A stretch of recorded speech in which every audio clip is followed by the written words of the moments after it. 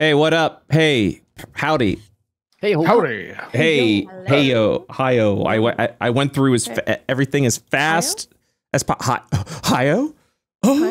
Looks up to the sky, sees Hayo's face, and she says, fuck you. I don't know what she says, but she definitely gives a judgmental glare to everyone down below when they're being weird and shitty. Before we get started today, wow. I'm just saying, Hayo don't take no shit. True. Before we get started, a little ambiance, a little bit of wind for us. I figured we could start with a little bit of fan art. I meant to do it last week, and then I plumb forgot. Oh my god. Fan art? A morsel, if you'd be so kind? Indeed. Indeed I would. Let me see what we got. Let me see what we got. Woohoo! So first, I will share the screen. Indeed. Screen has been shared. And we'll start with this glow up. Ayo. Ayo. Hey yo, check it out. Is Bloody here? Ganya. Bloody's here, right? Yeah, I'm here. Oh, okay, good. You're just the one that was always like, if I don't get fan art, I'm gonna lose my freaking mind. So I was just making sure you're here and you're good to go, because it would have been, honestly, it would have been kind of funny if you're like, yeah, I've got to go take a shit, I'll be back, and then we did all the fan art and I didn't realize you stepped away, and I'm like, sorry, next week, sorry. Maybe I'm taking a shit right now. You don't know. Maybe I'm taking a shit right now. Hell yeah. That's a great microphone setup in the pooper. Thank you. Thank you. I'm honestly, I thought it would come in handy one day. I don't think slap back or anything. That's insane. Yeah, right? I mean, it's all the poop particles though. Then it gets stuck in your microphone thing, and then you're talking. Shut up. Yeah, I hate it too. I'm just saying. Yeah. Anyways, check this out. Wow. Wow. Whoa. Oh my god. Jeez. That's some good. Sick. That's a poster. Oh my god. It's so good. Very good. Wow. I got Momo super loud. Momo, don't adjust your mic. I promise.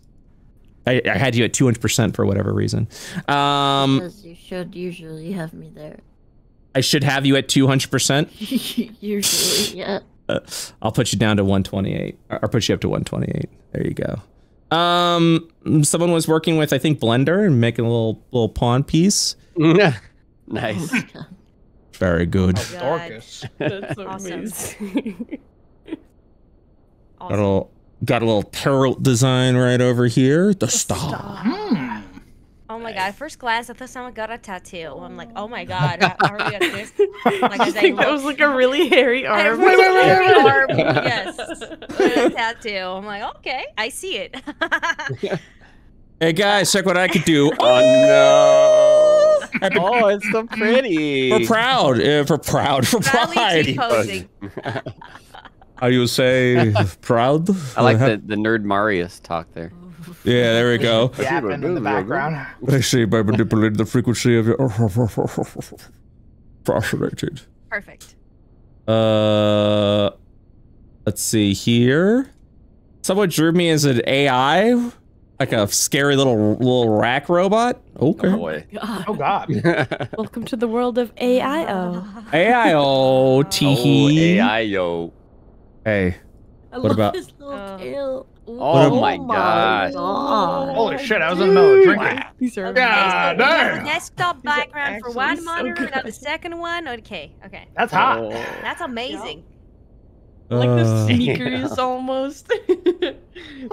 Oh yeah, those Yeezys. Yeah, those look great. Those Mariuses. Okay, I bet little they turn into Heelys when he wants to. I bet. You know. little Deadbeats humor. Eli back with his daughters doing a little vacay, and then suddenly sees Maggie come out onto the. Really hoping. I really hope I killed your mecha pet. That'd be pretty sick. Oh my god, can we take? Oh my god. Oh! This is amazing. She looks so fluffy. I know. Fluffy. The transformed I trio. love this. That's after eating the 15 turkey legs. Right. Forever changed.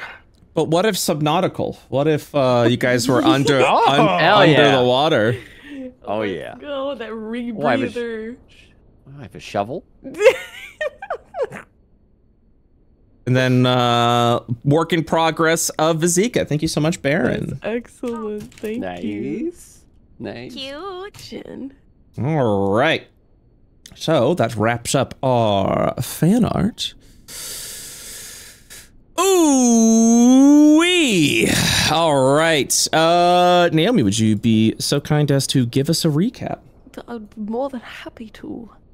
All right. On the last session, we saw our heroes exiting the hilltop village arena victorious in their fight against the Great Bulette and stepping out into the refreshing air and bright lights of the village's Starlight Festival, a quarterly celebration of life and beauty when the twinkling stars are visible in the night sky and everyone comes to shed their stresses or celebrate their victories of passing the season.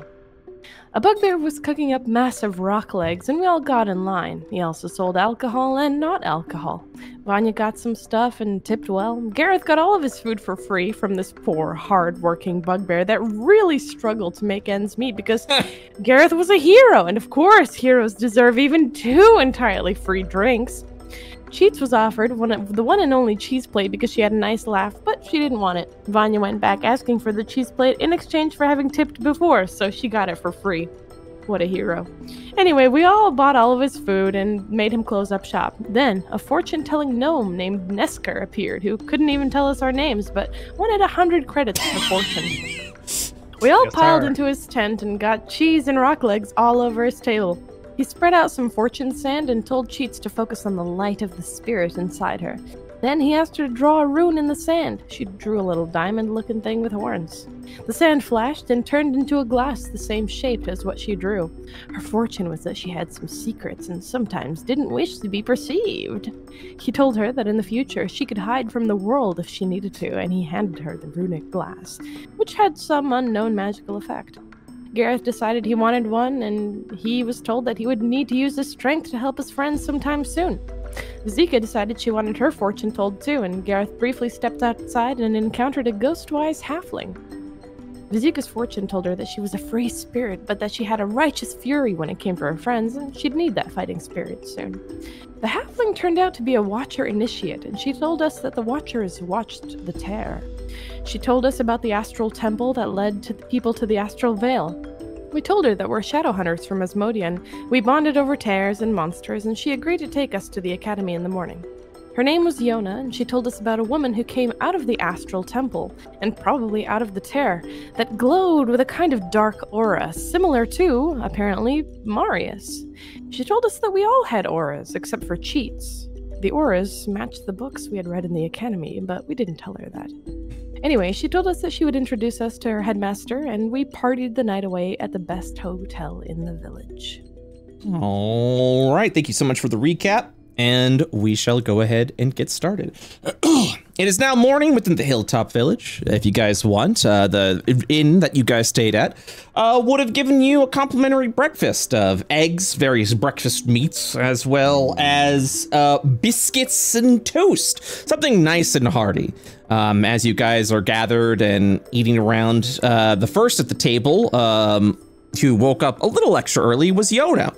You'll actually see her plate is just stacked with all these sort of like, just with all these different types of different foods and pastries and all that. And she's just eating all of it as each of you would descend downstairs in some way or fashion.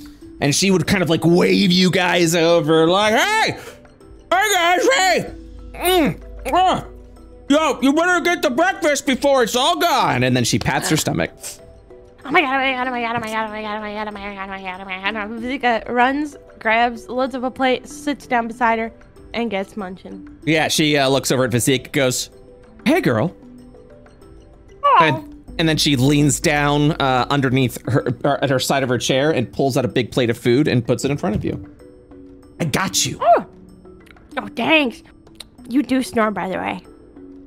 Yeah, I know. It used to eat more. You told us that you didn't know if you did or not. Well, you know, it's just. She shrugs a little bit, like, and she's just like, I didn't know if I was gonna. What I meant to say was, I didn't know if I was gonna snore that night. Oh. Okay. She stuffs her face. Yeah. It would behoove the rest of you to get some food before those two eat all. Yeah, Gareth we got walked over and filled up his plate as well. Yeah, we got a long hike ahead of us. I don't know if you guys thought how we would be traveling up the mountain, but it is on foot. I assume some form of walking. Oh yeah, it's a lot of walking.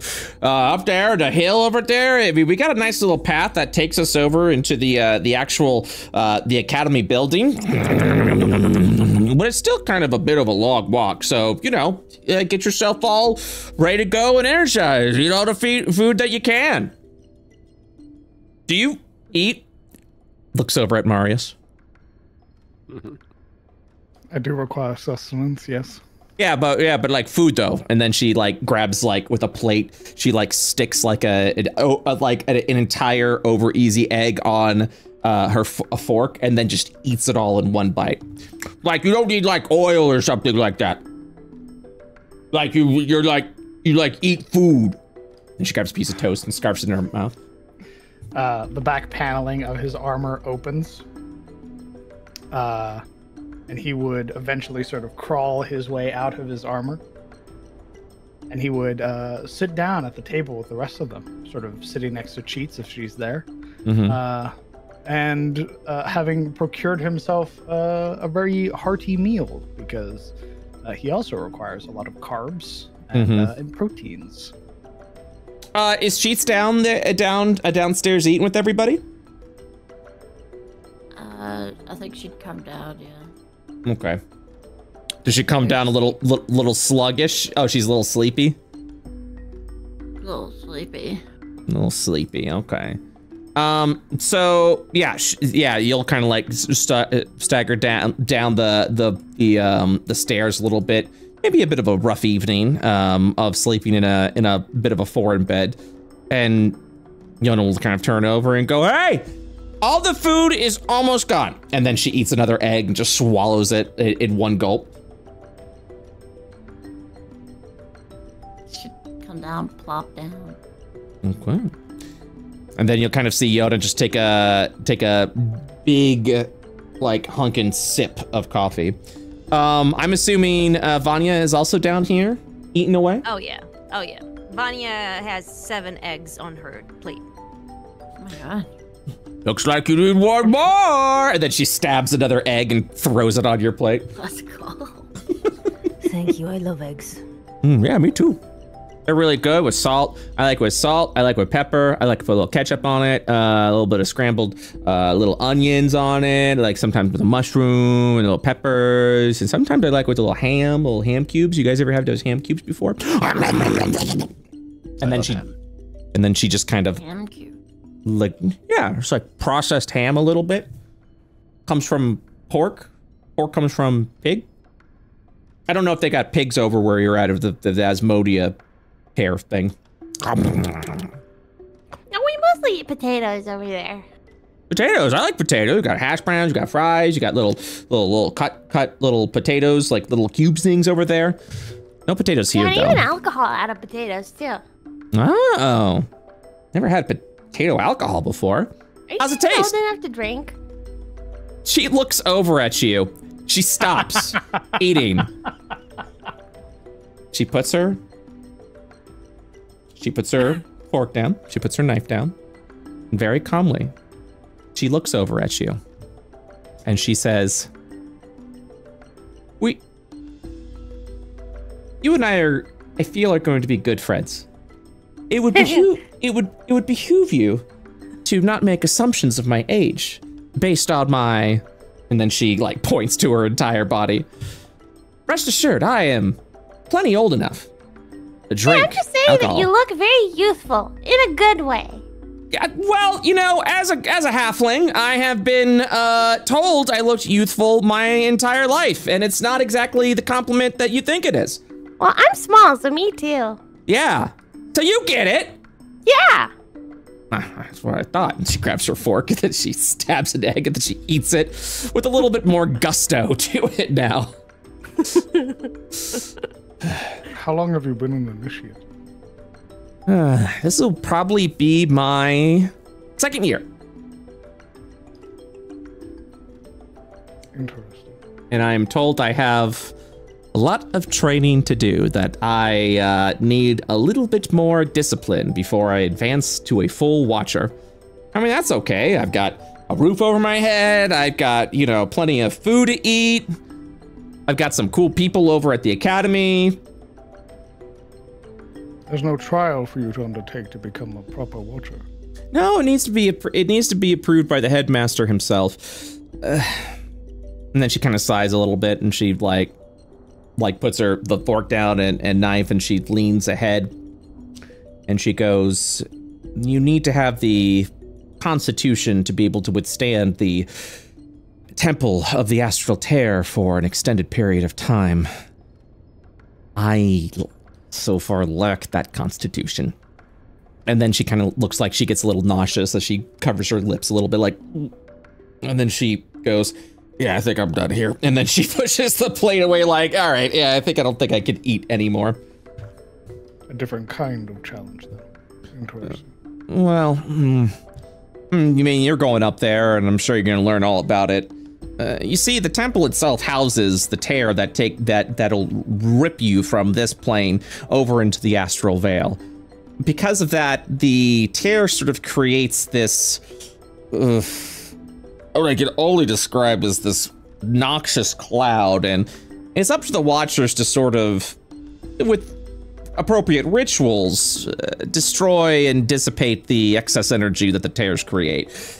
The thing is, it kind of makes the temple feel a bit heavy. If you're over there for like a few hours, you might feel a little unsettled by the atmosphere that seems to be fumed up and created in there, but true watchers are expected to stay there for months at end, sometimes a whole year, to make sure that the ritual is maintained and that the tear doesn't grow any more than it already has. If you don't have the constitution to be there, well, then you can't really watch over the tear. And as I have been experienced several times, I do not have that constitution. So I continue to train at the academy.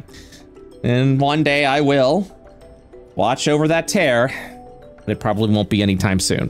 And then she kind of takes a little sip of coffee.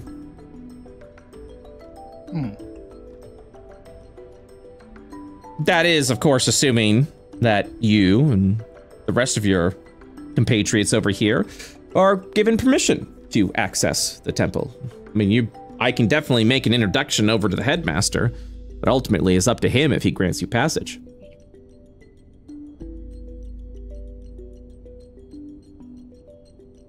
Sips. Well, we appreciate you introducing us.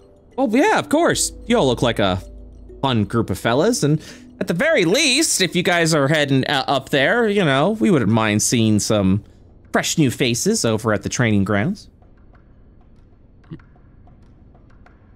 I look forward to it. How long is the walk anyway? She scarfs over. Oh, about half a day. I'll probably be there a little before nightfall. I thought you were done eating. I can't eat another bite. And then she goes for another egg and eats it a little bit more, like, Oh, I am. I'm very much am. But we don't get this kind of food over at the training grounds. It's a lot of, you know, gruel and stale bread. Sustenance. Bare minimum. Sucks. She says that spittle, is terrible news. Spittle of food coming out of her mouth when she says that. Yep, that's why I try to load on up whenever I come down the mountain.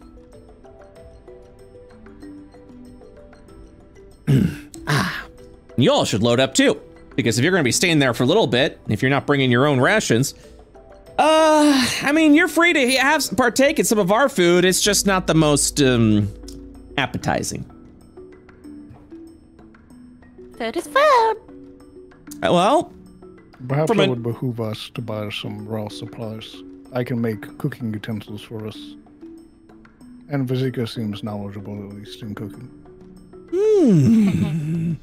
Is there anywhere to fish around here? She looks around as you say that, and she's like, fish? Probably. There's plenty of hot springs that you can go and look around and do a little bit of fishing, but you guys look sturdy enough. Yeah, we could probably stop somewhere. It's been a while since I've had some fish. You there, Tin Man, she says, looking over at Marius. Well, not so tin anymore. You mentioned cooking supplies, yes? You're able to cook? Did you forget my name over the night? Well, I mean, she kind of like looks down a little bit, like the bashful a little bit, and says, fine, Marius, I was just trying to just a little bit. I just, you know, you're very stoic. You're extremely stoic. Like a valiant suit of armor. But of course, I remember you. Marius. She looks at you almost as if like uncertain if that was the name. Any tool that you can think of, I can make. And you know how to cook? No. But I can download the requisite knowledge, and I can become a cook overnight. Oh, Not even overnight. I think the moment I make the tools, I'm very knowledgeable on the subject. So you download information to learn how to cook. And then I apply it. Experience is the best teacher. The last time he tried to cook fish didn't go so well, but I have faith. I have faith. Cool. She squints. She looks down, and you're a fisherman, yes? I fish. She thinks to herself a little bit. Okay then, all right. And you said you want to go ahead and get some supplies, and you all look like you can carry a bunch of weight, yeah? Certainly. Very odd compliment, but yes. Okay, all right. Yeah, let's, we could probably stop by a couple of, you know, I know a little bit of a creek that's all over along the mountain, and you said you were going to pick up some supplies. Any of these supplies are food stuff, perhaps? That was the intent, yes. Why you sound so suspicious? No. Suspicious? No, I'm just, you know. I'm gonna be real honest. You're freaking me out. Okay. She like leans around Marius. Yeah. No, nothing suspicious at all. I'm just saying, you know, it'd go a long way if you cook us a nice meal over at the training grounds. You know what I'm saying? I understand. A meal of sorts. Why do you make it sound so weird, though? What do you mean sounds so weird? Why do you sound so weird? She looks up over at Jeets. Hey, don't look at me. Don't look at me. Putting a certain inflection on it. It does draw some oddity to the way that you're speaking about it. Oh, so you don't like the way I talk? All sneaky. Oh, you don't like the way I talk? It's sneaky. Well, why are you look, you're being all sneaky. Yeah, that's what I just said. Why are you being so sneaky, huh? That's her job. Vanya starts eating eggs like popcorn. Okay, you're gonna fart. Jesus. You're gonna fart real bad. What? Stop it. That's gonna This is entertaining. clog your arteries. What are you doing? Protein. I didn't realize we need to stop for food stuff. So if you want to stop for food stuff and do a little fishing and maybe do a little bit of, you know, cooking during the evening hours so we have a nice little meal that's not gruel and stale bread, I mean, you are more than welcome to access our faculties. I know I would appreciate it. I also know that I'm pretty certain that Zekra would also appreciate it. Who's that? Oh, she's another one of the initiates. She's one of my good friends. Oh, okay. I see. How's her training going?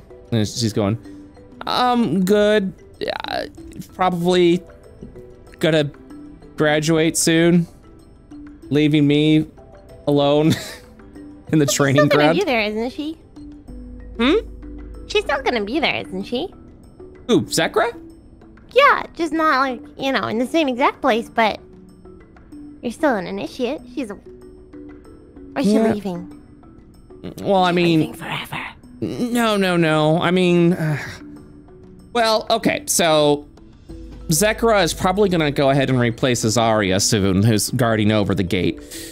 Azaria is approaching her year mark, and like I said, the headmaster doesn't really tries to avoid watchers who are over at the Temple of the Astral Terror for being there for too long. And so Zackary is probably gonna replace Azaria. And then it's just gonna be me because recruitment numbers are low. How many people seem interested in watching over a portal nowadays? Not realizing that this entire veil could swallow up this arc if it gets large enough. You probably just have bad marketing. Are there any incentives? I mean, there's training, food and board, But not good food. No. And stale bread. I mean, Or is that just for initiates? I mean, she kind of like scratches her head a little bit. I suppose the Watch Academy has a certain, attracts certain individuals who might be lost in their way of life, maybe needing a second chance, maybe, you know. You mean criminals? No, not all of them. Delinquents. No, I mean... So what crime did you commit? Hey, a girl never tells, she says, pointing over at you. That is fair, I guess. Got a frog in your throat? No, I just... You know what? Maybe we should get going right now, okay? This is topics. This is road topics. This is traveling topics. I don't think we should probably go. Are you done with the breakfast? We should probably get going. I'm done. Maybe I should eat another egg. Yeah, would take look one. to Please cheats. don't eat another egg. How many eggs? That makes 13, by the way. That's my Look. lucky number.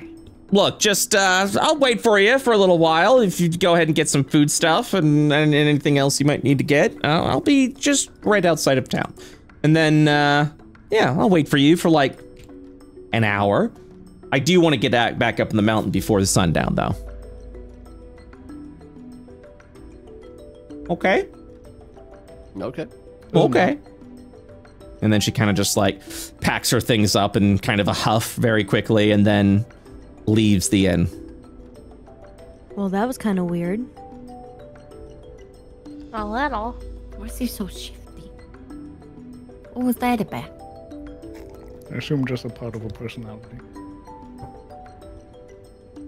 It appears that she's going through a great ordeal. You heard her. She's not, at least doesn't believe herself fit yet to be a watcher. And it doesn't sound like she's been tested. And it sounds like she only has one friend up there. Poor food. Well, we should keep that in mind.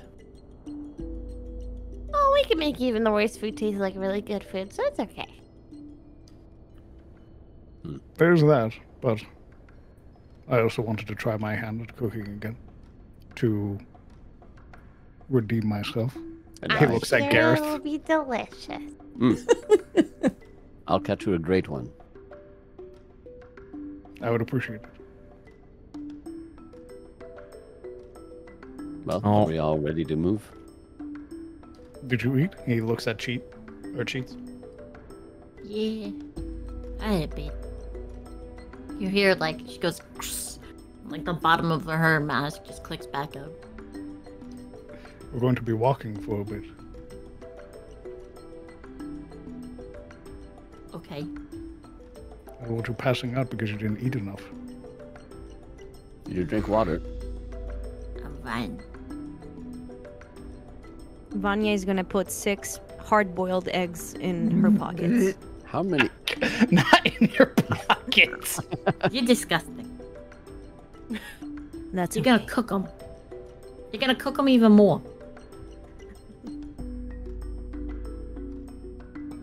Don't worry about it, okay?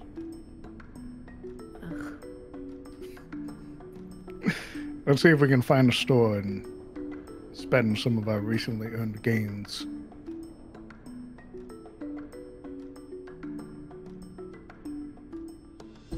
All right. So you guys are heading over to like a general supply store? Yeah. Okay. Some that would sell foodstuffs. Okay. Heading over to a general store. You will kind of I'll drag you guys over to here. Also, did we get a long rest overnight? Oh yeah, absolutely. You guys are free to long rest now if you'd like. You'll arrive over into a general sundry shop. There, an Arakaka will greet you. The store itself is very well maintained. You'll see plenty of adventuring gear stacked all about, and a section of preserved food stuff, including a variety of vegetables and fruit, and salted meats that keep things preserved. And behind the counter, you'll also see a sort of mini fridge of sorts that also stores a variety of different meats and perishables. You'll kind of watch as the door opens and you hear that ding ding ding ding ding. The Arakaka will greet you. Ah, yes, welcome to Seals. How can I help you? Well, Matt, we're currently looking for foodstuffs. We're going to be staying at a location that has apparently less than desirable food. We would like to make our own.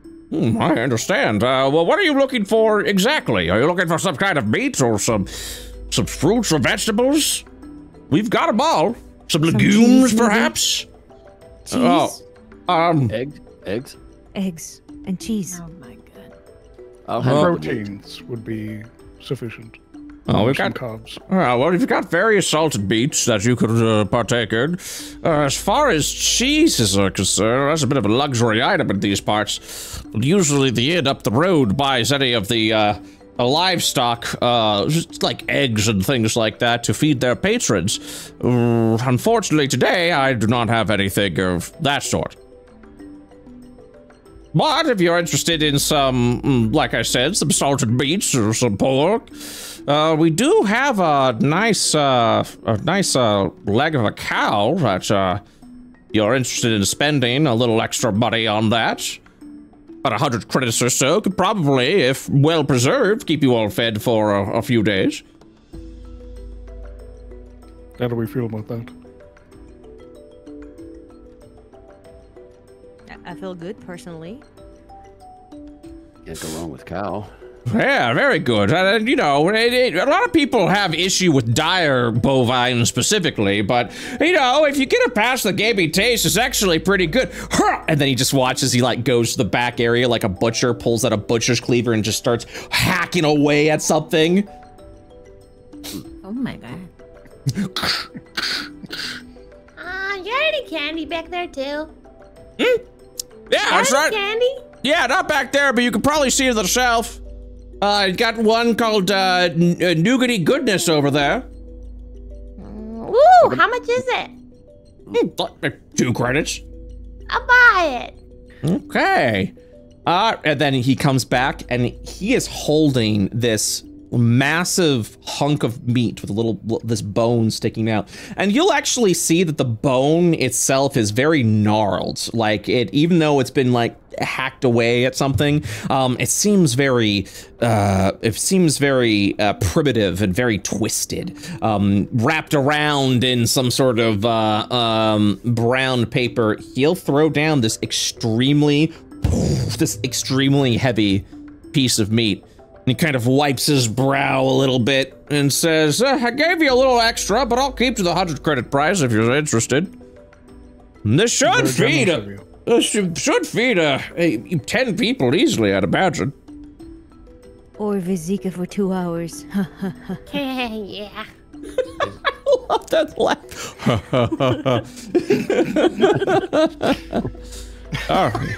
Yes. I've never heard of a Vizika before, but probably.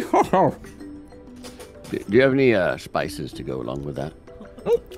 A variety of travel spices, if you're interested. Some salt and pepper. We go ahead and preserve that over there. I actually been growing some fresh basil over in the back. I didn't think it keeps the soil here, but it actually has been treating very well. Do you have anything hot? Hot as in, what do you mean? Spicy. Oh. Spice. Have you had spicy food before? No, that's why I want to try some. Ah. I might have something for you. Give me a second. Let me go ahead and check. You'll watch as the Aarakocra will go over into the back. You kind of hear shuffling over in like drawers and stuff, and then he goes, "Ha ha! I do have something for you." Now, with the salt, pepper, and basil, I was free to go ahead and give this to you for free, but this one comes straight from Alabaster. It has crossed many arcs, and is said to be quite formidable in the spicy level. Behold, the dragon spice! And he'll hold up this vial of this, like, orange powder. Yes, I mean, well, I mean, it's not like came from dragons or anything like that, but Alabastarians definitely have been experimenting a little bit when it comes to their peppers and variety of spices. This right here is from a dried out dragon pepper. As was mentioned, to give you said that upon consumption you'll breathe fire like a dragon. Although I think that's all hooey. But you will definitely feel it for at least a half hour or so. And then he puts the vial down. Is that good? Do you want to feel it for 30 minutes? How much is that? Oh, yes, for this? He's thinking a little bit. Had this for a bit. Not going to Alabaster anytime soon. I could probably part with it for, let's say 30 credits. Tempting. Very well, I will front the money. Oh, very good. So, Gareth. Do you like When spicy? I first... No. When I first came from Asmodia and I met Cheats, we tried this curry near the, near Arkmund. I nearly died. Why? It was my first time ever trying spice outside of Asmodia. If you've never had it before, I'm asking you to be careful. Well, I have to start somewhere. I'll be careful. With that? Well, what? Yeah, so, is this conversation happening in front of the Aarakocra? Yeah, he's not being subtle or anything like that.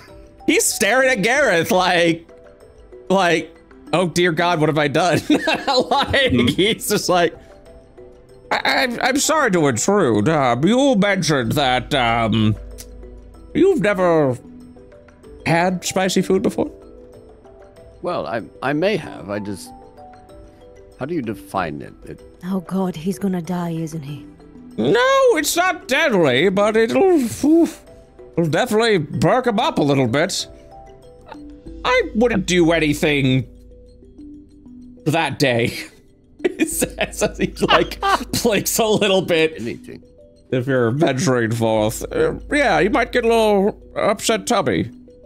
Like I said, it's not gonna hurt you or anything, but you're gonna feel like, well, you're gonna feel like you're dying. Like your entire body is on fire, especially in the mouth. I'm assuming that's how you'll be consuming it. Usually food like that is. And I would start with, even though, holds up the vial, this is a sizable amount of spice. Just because it isn't a simple alchemist vial, doesn't mean you should use the whole thing. Just a little will do ya. And you will feel it. Oh, trust me, you'll feel it. Can I, maybe I should, yeah, why not? I feel like you need to know this. And he will go over and he gets, the tiniest of teaspoons.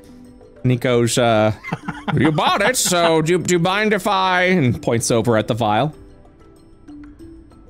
For, you're going to taste it? Or you... Oh no, my friend, you're going to sample. Oh, very good, very good.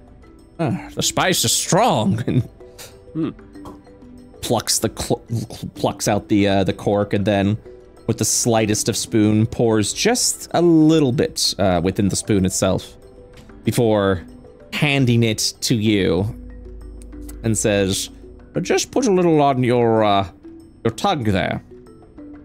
And then I'm just gonna go ahead and, yep, that's all you need. And I'm just gonna go ahead and, let's see here. And then pulls out this sort of like this old like tin cup. And then from the bottom pulls out this glass bottle of water and pours a little bit in there. And then he's like, we're just gonna keep that right there, and kind of pushes it near you. And he says, enjoy the spice, my friend. You only live once. I'm scared. Oh, now you're scared. He's gonna put it up to his nose and try and sniff it. Oh yeah, as you roll a d. Go ahead and roll a d20 for me, please. Oh. Okay. So you sniff it. You're really close there. You sniff it, and it stings. It stings your nostrils a little bit. By the way, if you rolled below a 10, I was gonna have it where you sniffed it, and then the little bit of it literally just went up your nose. Ignored it. Yeah. So you sniff a little bit, and it does. It stings a little bit at your nostrils, just slightly. And it does. You feel the sting, and he goes, "This is absolutely fascinating to watch. By the way, I thank you for doing this." Oh, happy to help. Let's give this a try. He looks over. Look over at Marius and say, "The Aarakocra has a very high tolerance for spice. We usually don't taste it, so very rarely our food will go either unspiced or heavily spiced. Especially when it comes to hot things like this. I don't know, something with their makeup, we just can't seem to experience it. Anyways, go on." I shall experience for you. He puts the spoon in his mouth and like rotates it tongue down, or dumps it all on his tongue. Yeah. And he watches. And it's first of all, it kind of dries your mouth a little bit because it is a bit of a powdered spice. And at first you really don't feel anything, you know, it's just kind of like, it definitely has a strong taste to it that almost has this sweetness to it. A very subtle taste of sweetness, but it also feels a little bit grounded. It definitely has what I would describe an earthy texture and taste to it. And as you kind of swallow, or try to at least, because it is raw spice, you know, you kind of feel it go down your esophagus, and very subtly you begin to feel this burning within your mouth. It kind of starts with your tongue, because that's where it made the direct contact, and your tongue begins to feel more wet than usual. It begins to swelter a little bit. It almost feels like your tongue is expanding and getting a little numb at the same time as this burning begins to swelter a little bit, starting with lightly at the tongue, but then the roof of your mouth begins to burn at a faster rate. That burn begins to swelter all around your cheeks, over at your gums, and even down your esophagus. And it burns, and it feels very uncomfortable, like razors within your mouth. This fire just begins building up, and you feel it down your throat, you feel it all around your mouth, and when you think you've experienced the peak of burning pain, the spice finds a way to surprise you as you begin to experience more of a sweltered heat. After a minute, Marius and everyone else, you begin to notice the bald blue head of Gareth begins to form beads of sweat that begins forming across his face and forehead. and your temperature, your body temperature just begins to raise. How are you feeling? Oh my god, he's melting. Would you like an egg? How was it? Ew. Should I try it? If you look closely, there's like the ever slight tremble. Gareth's head is just like he's trying to hold it in and play it cool, but you can see his lips, as much as you can, flushed much more than usual. His lips begin to turn a hue of purple between the blood rushing to his mouth and his azure demeanor. It begins to become this like this slight purple, like someone just punched him in the mouth. It's not that. Snot Marius, begins do to something. He's melting. snot begins dribbling from his nostrils, and Gareth, you begin to feel your upper lip begins to feel burning from the snot itself. Somebody save him! He's like slamming. He moves to the counter and he grabs the water and starts drinking, but he's also just like putting his hand around looking for like napkins or some sort of paper towel. Oh yeah. The air crocodile bows, gets down, gets like a roll of paper towels, slams it right on the, right on there, and he'll even mention like, too bad the hotel bought out all that milk. It'd probably be doing you a little bit better there. Milk. Yeah, gotta swish it around a little bit. You don't drink the water. Yeah, I don't think there's any way anything is gonna go. Well, anyways, that's the spice. And as you're like dying there, he looks at everyone else and goes, "Anything else you guys need?" Oh my god.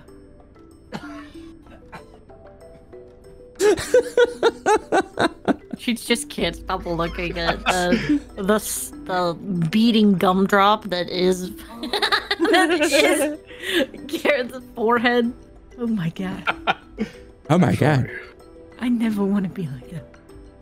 Wow. I'll take like lots of chocolate. Oh yeah, that would be good. Darker milk. Garrett's still dying in the background. Yes. Okay. He's patting his back. Yeah, we also have an interesting pepper chocolate that just came in. If you wanna, you know what? Let's not worry about that. Okay. Is it a dragon pepper chocolate? No, there's nothing like that. But maybe I'll hold off. Oh, well, if you want the spice chocolate, I guess I can sell it to you. Well, if you want to get all three, I can give it to you for 10 credits. Okay, I'll take it. All right. All right, 10 credits for you. Anything else I can help you guys with? Gareth still dying in the background. Gareth nodding, just silent. But is there anything you think that we need? He would look at cheats. Gareth dying. While also patting Gareth on the back.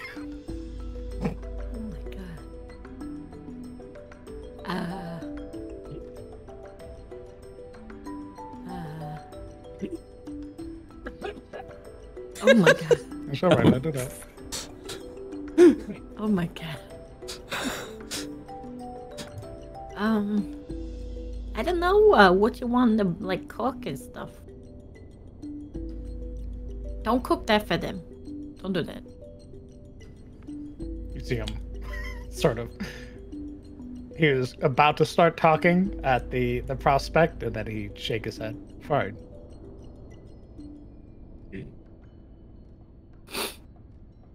I don't know. What do you want to cook for? You have noodles? Oh yeah, he's got his noodles. Actually, you know what? I do think I've got some dried noodles back. Oh yeah, we've got a couple of there. How many you want?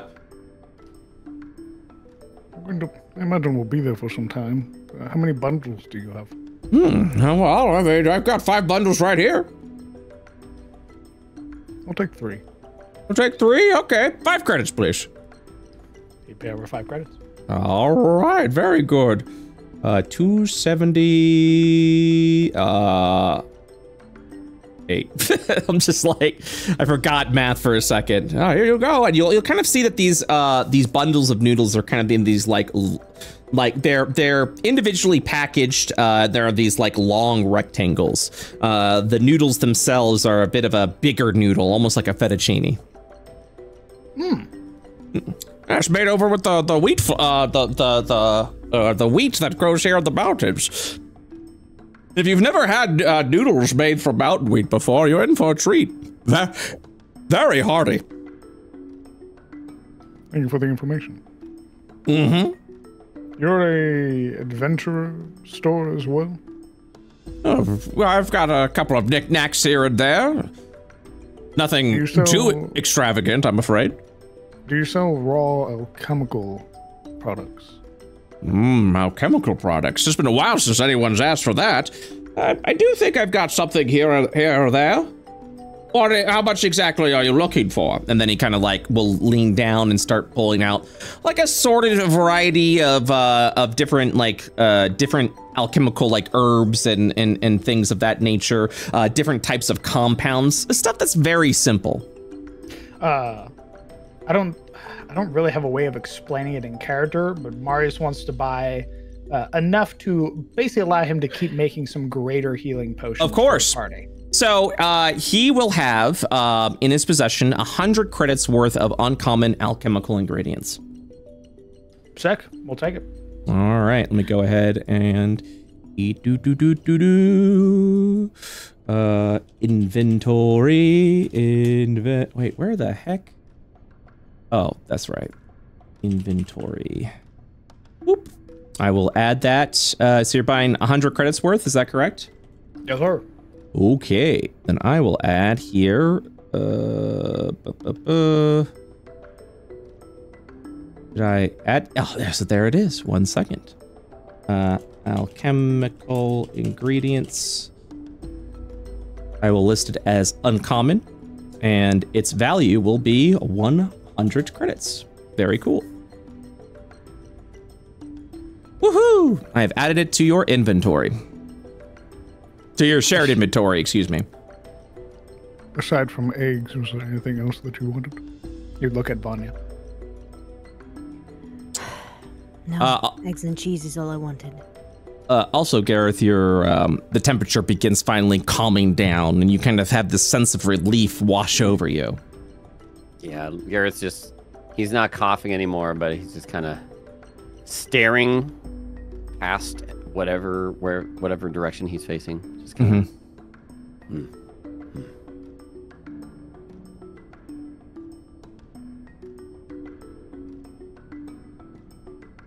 All right, is there anything else you guys would like to purchase before moving on? Nothing else for me.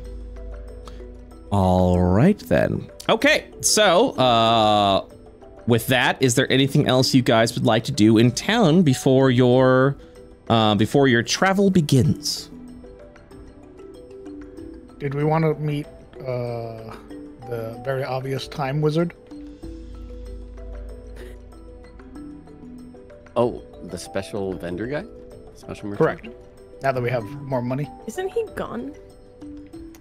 I have no idea. I think We could look for him. he was gonna. We could look for him. Oh, you guys heading over to where the Mercane was? Sure. All right. Yeah, you guys would arrive over to an empty storefront. Whoever this man was, clearly he is not here anymore, and his wares have vanished. No. Perhaps you will see him again during your travels. He's a freak. He's a freak! Oh, well. Let's go meet up with our initiate. All right. You guys will head on over to the entryway. You'll see Yona sort of just like tapping her foot a little bit. And she'll be like, geez, took you guys long enough. It's been like half an hour. She's been like kicking rocks this entire time. You could have came with us. I'm fine. What happened to you? Oh. Do you like spice? Oh, no, never touch the stuff. Yeah. Yeah. All right. So before the travel begins, we're gonna go ahead and take a small 5-minute break. Let everyone get some water, use the restroom, and we. 10? Sure. I want to put ribs in the oven. Okay. Oh, damn. I guess we'll take a 10-minute break, and we will be back in 10. See you guys soon. Thank God.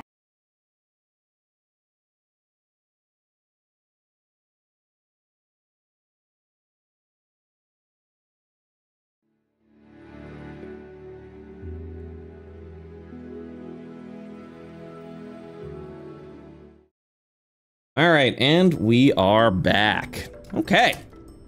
So, I'm assuming you're gonna be in your full suit of armor, Marius? For the walk, absolutely. Like giant little mech, yeah, exactly. Yeah, so as you continue your travel, you kind of walk over the path, the desolate mountainscape surrounds you. You begin to hear the sound of a babbling creek. Actually, wait, hold on a second. Why did this close? Son of a bitch.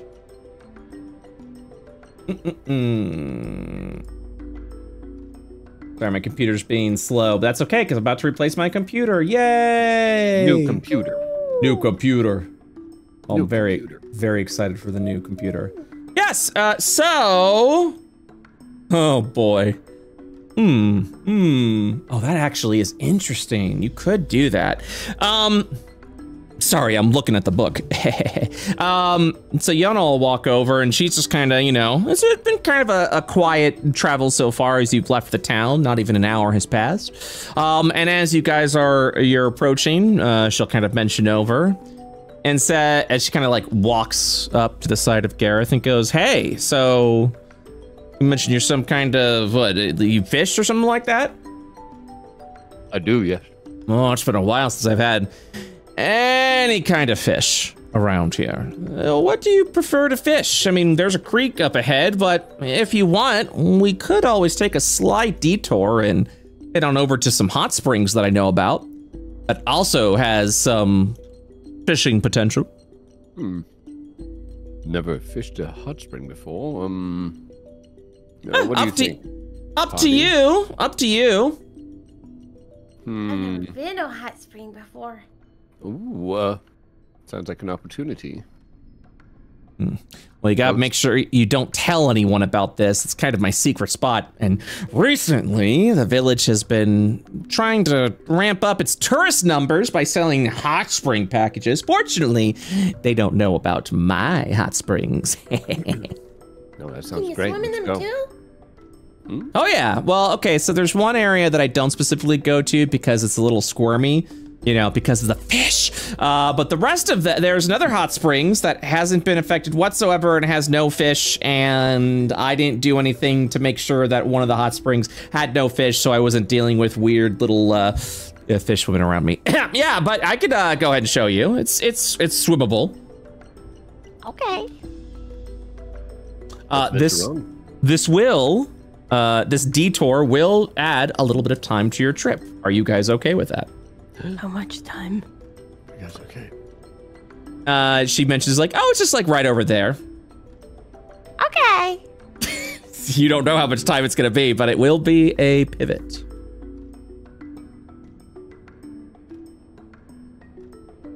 Any objections?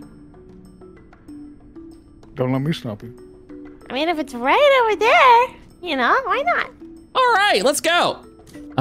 So you guys will begin climbing up this sort of steep hill over to these hot springs that are right by the town, by the way. And it will take you an additional 20 minutes added on to the trip.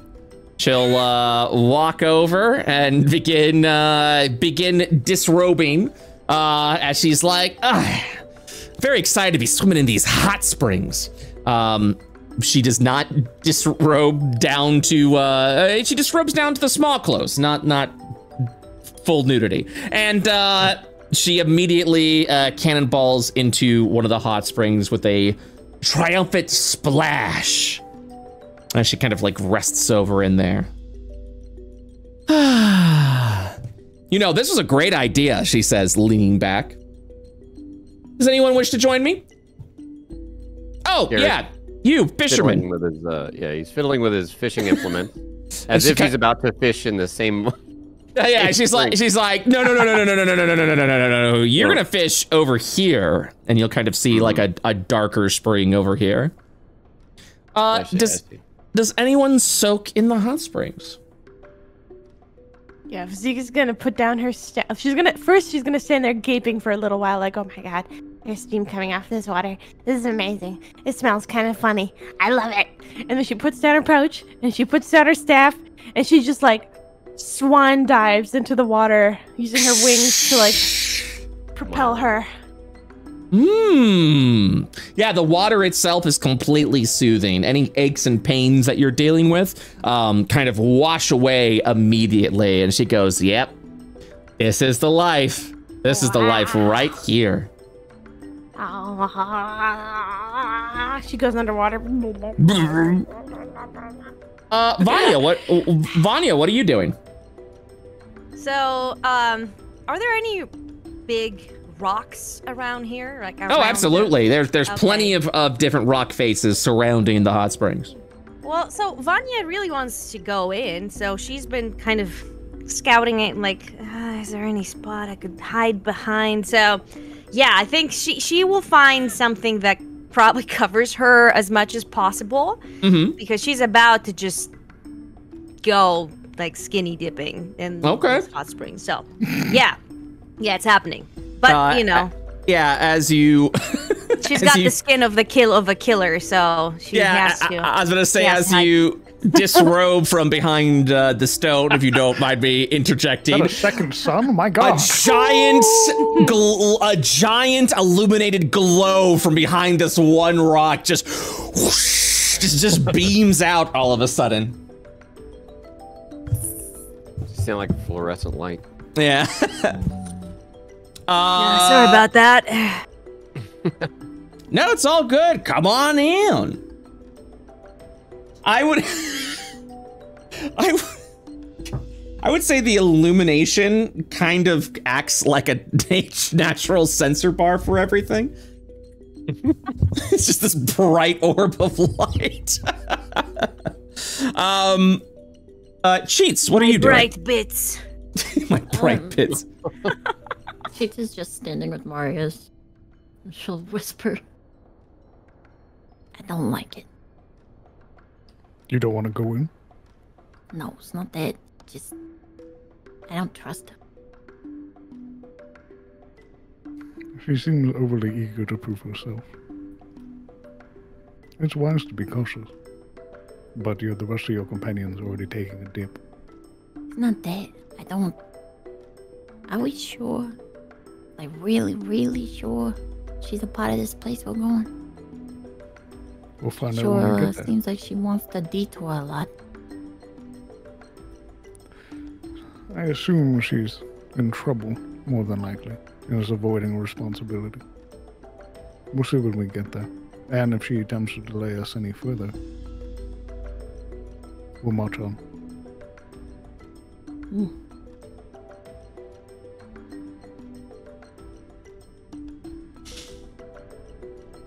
And big guy, it's your call. And Marius, you're sticking by with Cheats, is that correct? Yeah, if Cheats doesn't take a soak, Marius won't. Okay. Totally understandable. Yeah, so as the three of you are sort of like soaking in the water, she just kind of leans back a little bit and looks up. She's got a big wide smile on her face. And she goes, this was a nice little surprise. Didn't think we'd be stopping at some hot springs. Thought we were in a bit of a rush, but I'm not complaining. And then she kind of splashes the water, like squeezes the water between her hands a little bit, doing little sprays up in the sky a little bit. Gareth, you go ahead and get your angler gear on. Are you doing some noodling? Yeah, I think I'm gonna noodle first, and then by chance in the book that he's been reading, yes, would there be any opportunity in there for him to try a new type of fishing? So remind me again where you grabbed this book from. I think it was when we got like the expired healing potions and the yes. And you were oven. Yeah. And specifically, it's I think it had an assortment of fishing techniques. Would you be reading mostly about the noodling style a bit, trying to learn a little bit more about that, or are you trying to like pick up a new technique to try? Yeah, and new do technique. That? Because he's Eldritch Knight now, and he's got a little bit more smarts to him. He's gonna look for some sort of arcane fishing, and that's in there. Yes, absolutely. So as you're kind of looking through, it kind of goes over the essentials of different types of fishing and things that you can do. And one of the styles that it goes into in a little bit of detail is enchanting fishing, where arcanists and other sorts of spellcasters would use their innate magical abilities to assist with the fish. They kind of create a little bit of an enchantment on the hook itself, allowing it so that you don't necessarily even need baits, that the magic, the charming magic will be able to lure things over. So if that is something that you have been reading, I will allow it. So give me 1 second. I have to find the feature for you. I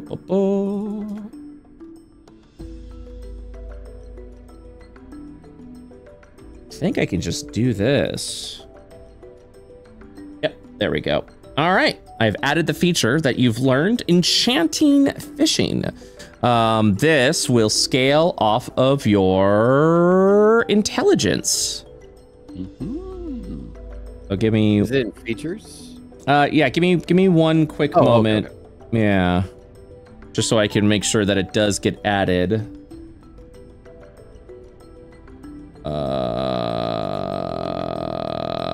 Yeah, it should be added to active abilities. Yeah, there. Give me one, and then another moment, if you'd be so kind.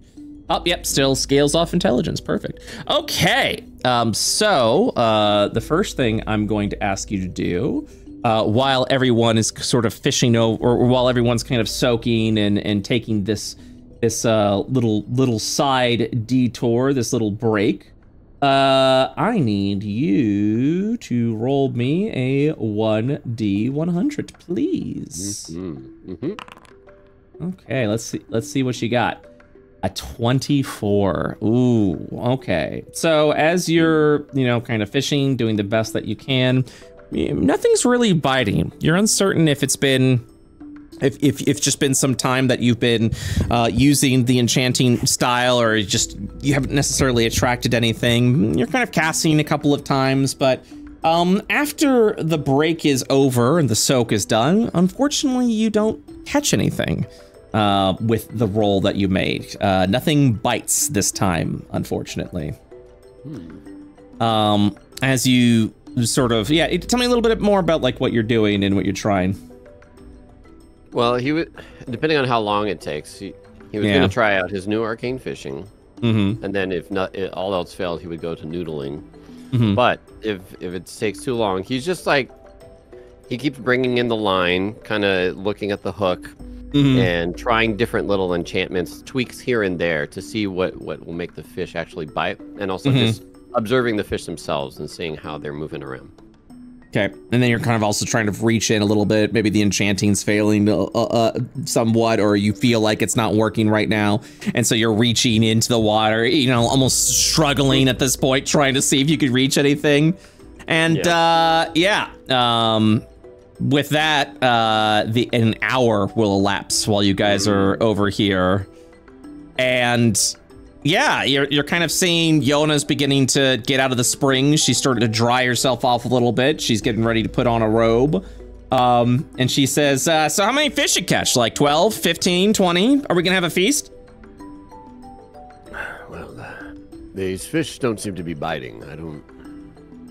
I've seen some in there, but for whatever reason, they're keeping to themselves. Perhaps they need a special bait or something. I mean, hey, if you need some more time here to fish, I don't mind taking another dive in the hot springs. I just thought you guys were in a bit of a rush, you know, but hey, I mean, whatever you guys want. I mean, I'm not in any rush. Well, I don't want to take... Did you like run away or something? She looks down over you, goes, no, I just visited the town. Why? And she's like adjusting her robe a little bit. You seem like you don't really want to go back. I mean, it's school. Like, why would anyone want to go back, you know, be in any rush to go back just to be put to work again? That's fair. So you're not running away from your responsibilities? She squints. Maybe a little, and she kicks the dirt. No, but we should probably start getting there before dark. I don't want to get... We have all of that cow leg, and you know, if the fish here aren't agreeable, we can move on. Hey, and she kind of like pats you on the side a little bit and goes, hey, no worries. You don't have to be a winner all the time. Listen, we got this nice little lake that's right by the training grounds. If you're going to be spending some time there, I'm sure you'll have plenty of time to do some fishing. Excellent. And then she kind of like gives you a nod. Did you all enjoy your dip? Yeah. Vizika, did Vizika enjoy the springs? Oh, she enjoyed it so much. She was like floating on her back, splashing waves around, like, you know, making little streams up in the air with the hot springs water, which to her isn't weird tasting at all. She's like, oh yeah, that's par for the course. Super enjoyed herself. Wonderful. She gets out and shakes herself like a dog, getting everybody wet. The restful soak within the hot springs has earned you an inspiration. Vanya, how did you enjoy your hot springs? What was Vanya doing? Vanya ate the rest of her hard-boiled eggs. In the water? For fuck's sake. They were not in the water. Oh, okay. Just warmed them up. She was like sitting in there, and you know, like she just. All right. Is it weird? Is that weird? Is it weird? No. Oh, okay. Yes. All right. Oh no.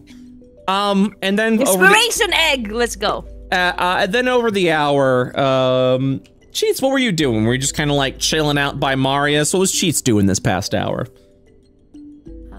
She would have just been like watching the water, cheering on Gareth as he fished. Watching the area for like an ambush. Yona's like, this be a weird place for an ambush, huh? No, I'm just kidding. She does say that. Okay. and Marius, what was your general demeanor during this time? I would say there's some part of him is like, this is incredibly frivolous.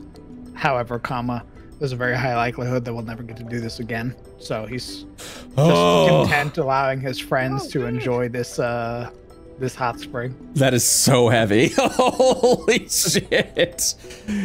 God damn. Okay. All right, give me just one quick moment, okay? I will be right back. I just gotta grab something real quick. Who's going to grab the ambush? Just Warhammer 40k pieces. He's gonna slam them down. It's an ambush!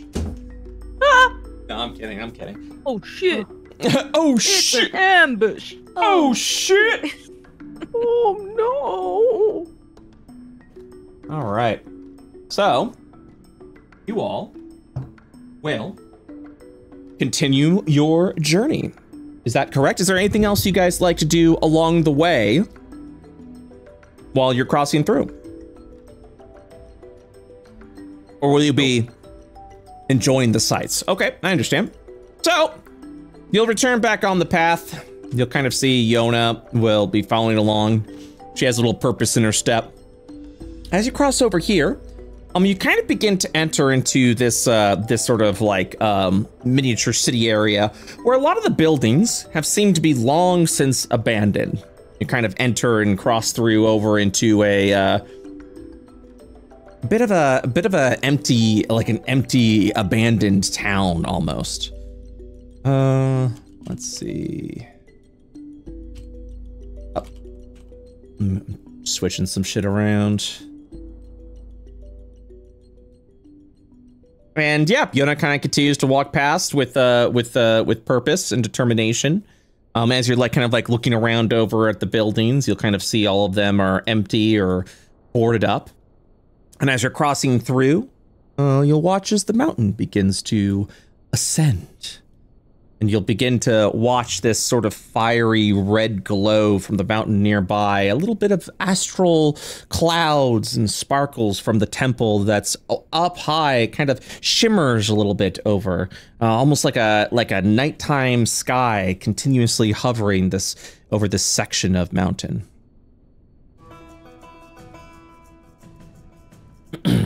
And yeah, you guys will begin your ascension. If there's anything you guys would like to do or know while I am explaining your journey as you're crossing over these mountains, feel free to interrupt me. Let me know what you're doing or something that you'd like to interject or any sort of role play you'd like to do as you guys are crossing over. Otherwise, I'll kind of describe the scene as you are ascending up the mountain. Understood. Beautiful. Okay. So, yeah, as you kind of continue your journey, you'll kind of cross over some rock ledges. You'll begin to cross over this sort of like large archway of a rock. You're crossing right underneath it. And as the approach goes, the purpose of Yona's march as she ascends up the mountain with you guys slows a little bit. She's not stopping or stalling, but her energetic and happy nature kind of seems to thin a little bit. Even the most uninsightful of individuals will begin to take note of her demeanor shifting as you guys begin to approach. Crossing over and walking over this cliffside, if you look over to the east, you will see the hilltop village that you guys had originally came from. Continuing to cross over here. These little red lights that you notice are little low-powered glowing shard tech that kind of keeps the mountain path illuminated along the way.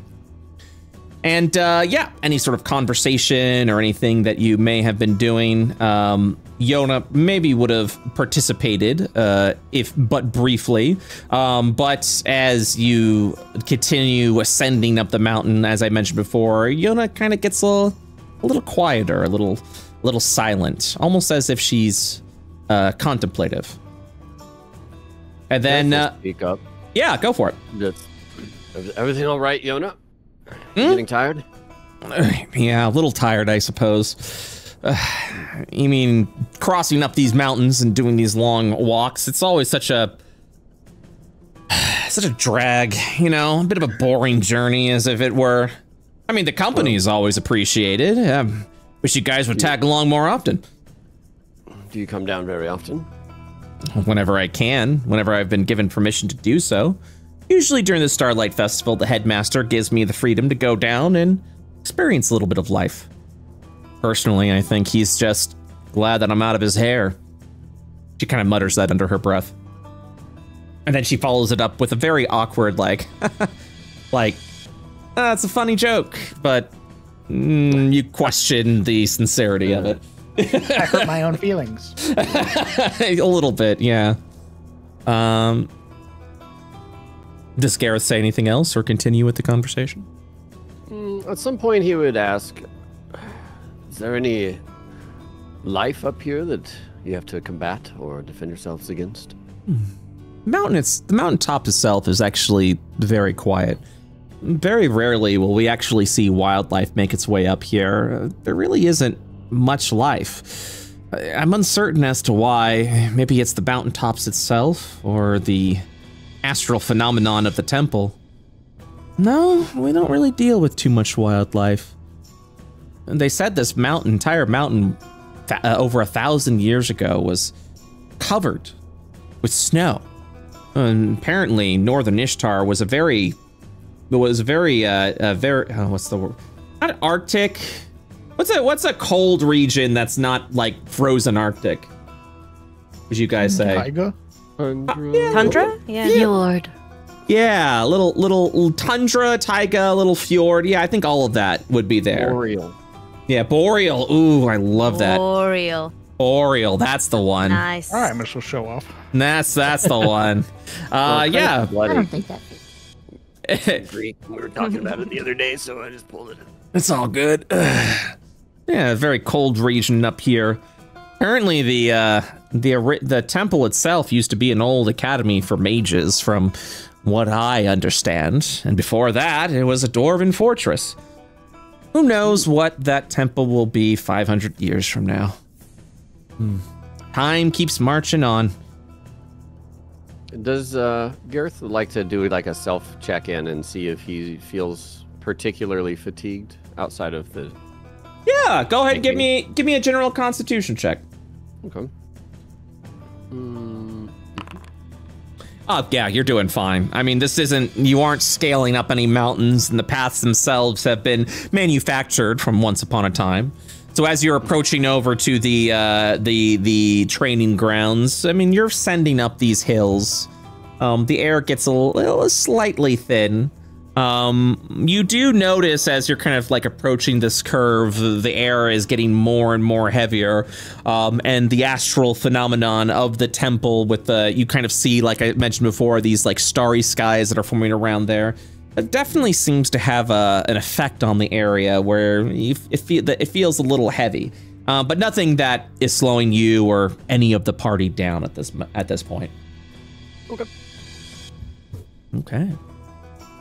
Anyone else, or any sort of discussion either amongst yourselves or with Yona before you guys arrive to the training grounds? That really comes to mind. There's that. He's at this moment, having seen her reaction now, he really wants to see what it's going to be like when we get up there. Okay. Well, if that is the case, you will arrive over to the training grounds. Give me one moment as I load in a new map. We've arrived over in... Oh, I'm pogging, dude. You've arrived. Stalling. We made it. We did it. We're here. We did it. Oh. Ooh. You guys will begin to like ascend up these stone-hewed steps as you approach the training ground of this area. This area appears to be very well fortified, with stone walls built, that of dwarven architecture. As you walk in, this sort of hybrid of mundane technology of massive torches from ancient statues that are built around the walls, and shard tech illuminates the courtyard. As you begin your approach, you'll kind of watch as Yona rushes ahead. And she goes, "I'm home." You'll see this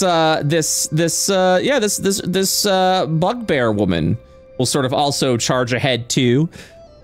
And she goes, "Yona," and she opens up her arms wide, and you'll kind of see Yona like leap into the bugbear's arms with a smile and a laugh on her face. And she goes, "Zackary, it seems you haven't been graduated yet without me." And Zackary will mention, she'll just kind of say in passing, she's like, "You know, there'll be some time that'll pass. I'm not going anywhere just yet. And definitely wouldn't go anywhere without saying goodbye to you." She kind of ruffles over the top hood of Yona's head. You'll kind of see the hood go down as she kind of like pats Yona's head. Yona's glowing. She has a wide smile on her face before she turns over to you. Zekra's smile turns into a scowl and said, "Who are these individuals?" Then Yona goes, "Oh!" And then she kind of like pats over Zekra to let her down. And she walks over and says, yes, these are some... She hesitates for a moment and then lets out a shrug before stating, "Friends of mine I made over at the Hilltop Village. They seem to be traveling. Interested in the temple, actually." Hearing that, she lets out a growl. She walks forward. Yona kind of lets out a mischievous smile as she steps back. And she goes, this is Zekra, who I was talking so fondly about before. Zekra's face remains stern, but she turns slightly over to Yona with the slightest bit of smirk at the compliment before turning over to the rest of you and says, "Travelers, eh? People aren't usually interested in going up into up the mountains to check out the temple. So, what brings you here?" And she addresses this to the party. Well, we were looking to meet with the headmaster. Why? Gareth kind of looks at Marius. He's like, just unsure of what all he wants to say, but... And Zekra will then turn over to Yona and say, "Why? Like, why did you bring these people here if you don't even know what they want?" And Yona's like, "They seem to have an interest. They apparently came from some place far away called Asmodia. They have their own tear. It's to another veil of sorts.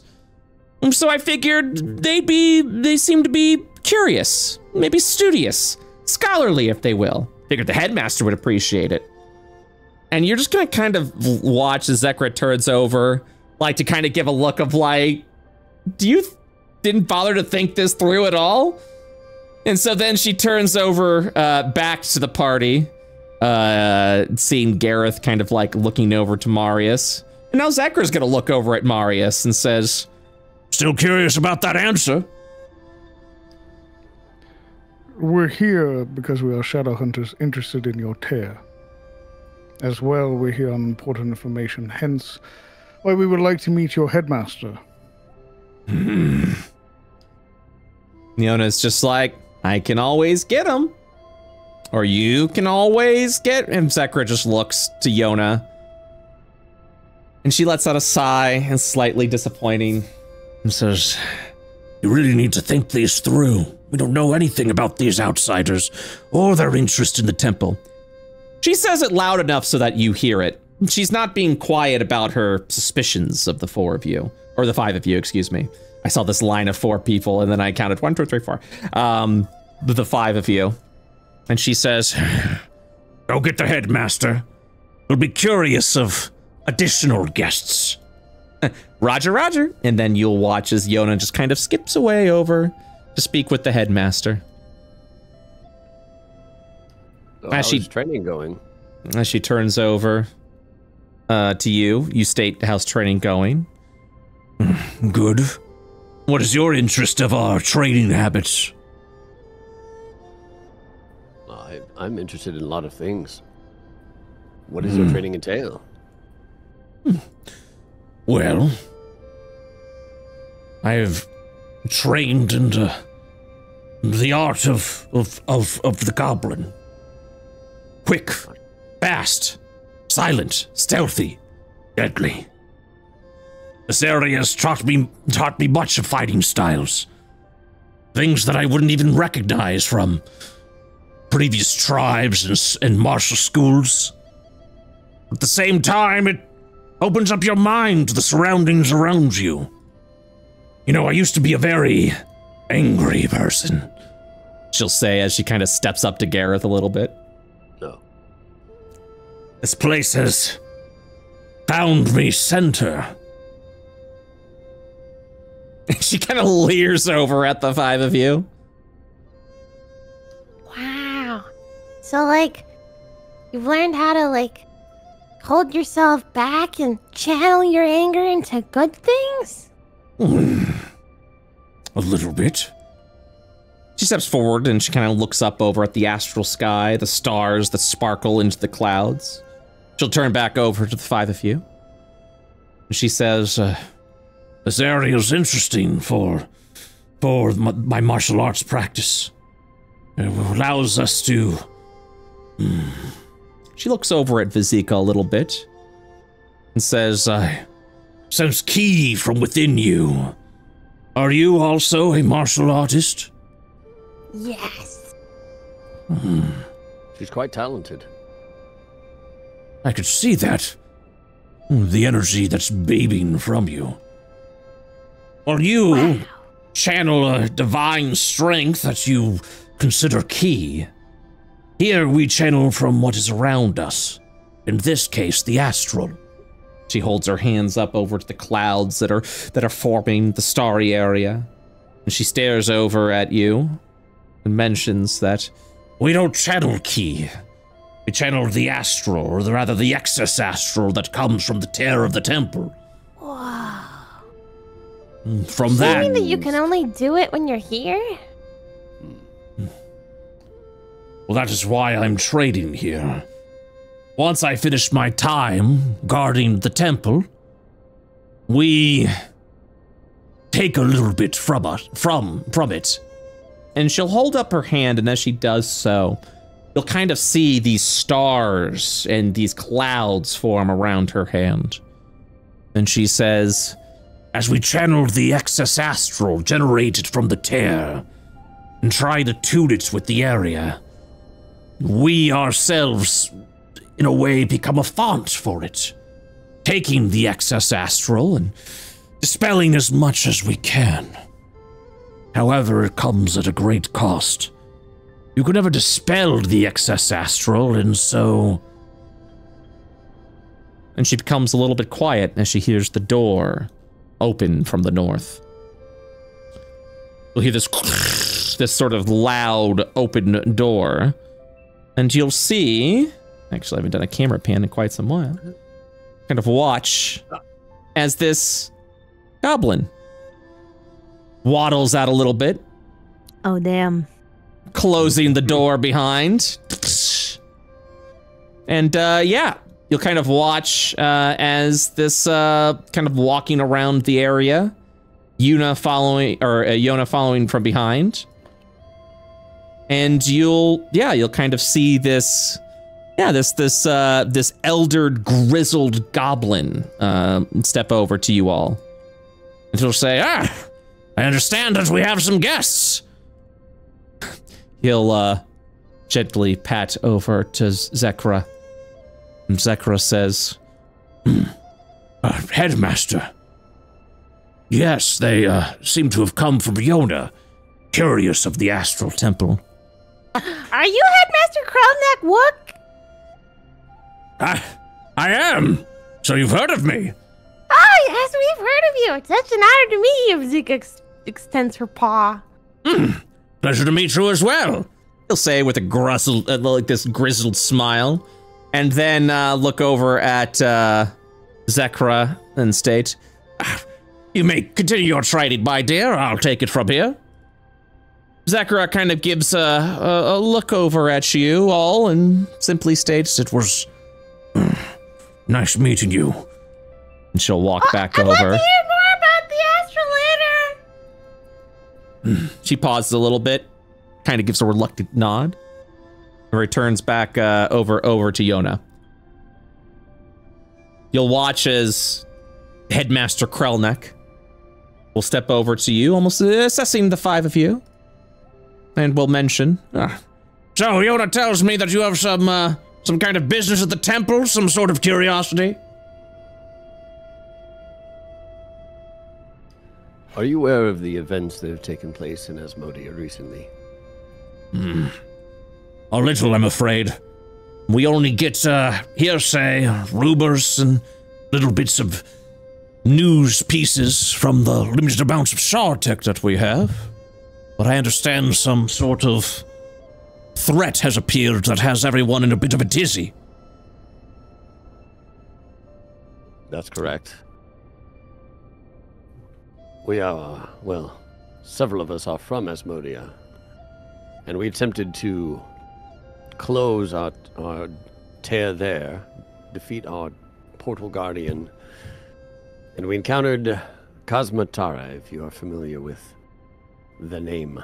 That name does sound familiar. And he kind of like strokes over at his beard and mustache, and he goes, perhaps we should talk a little bit more private in my office then. See what this old goblin can do for you. All right. Right this way. I know you've traveled a far way. I'll ask you to travel just a little bit further. And he'll begin to walk off. Thanks, Yona. I hope to see you again later. Maybe we can eat some good food together. Okay, bye! Bye! And she just seems to continue to glow, smiling and laughing over to Zekra. Zekra kind of, again, is observing each of you carefully and quietly. As the headmaster will take you over.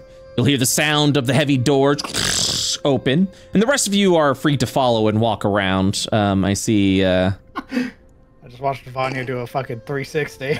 Yeah.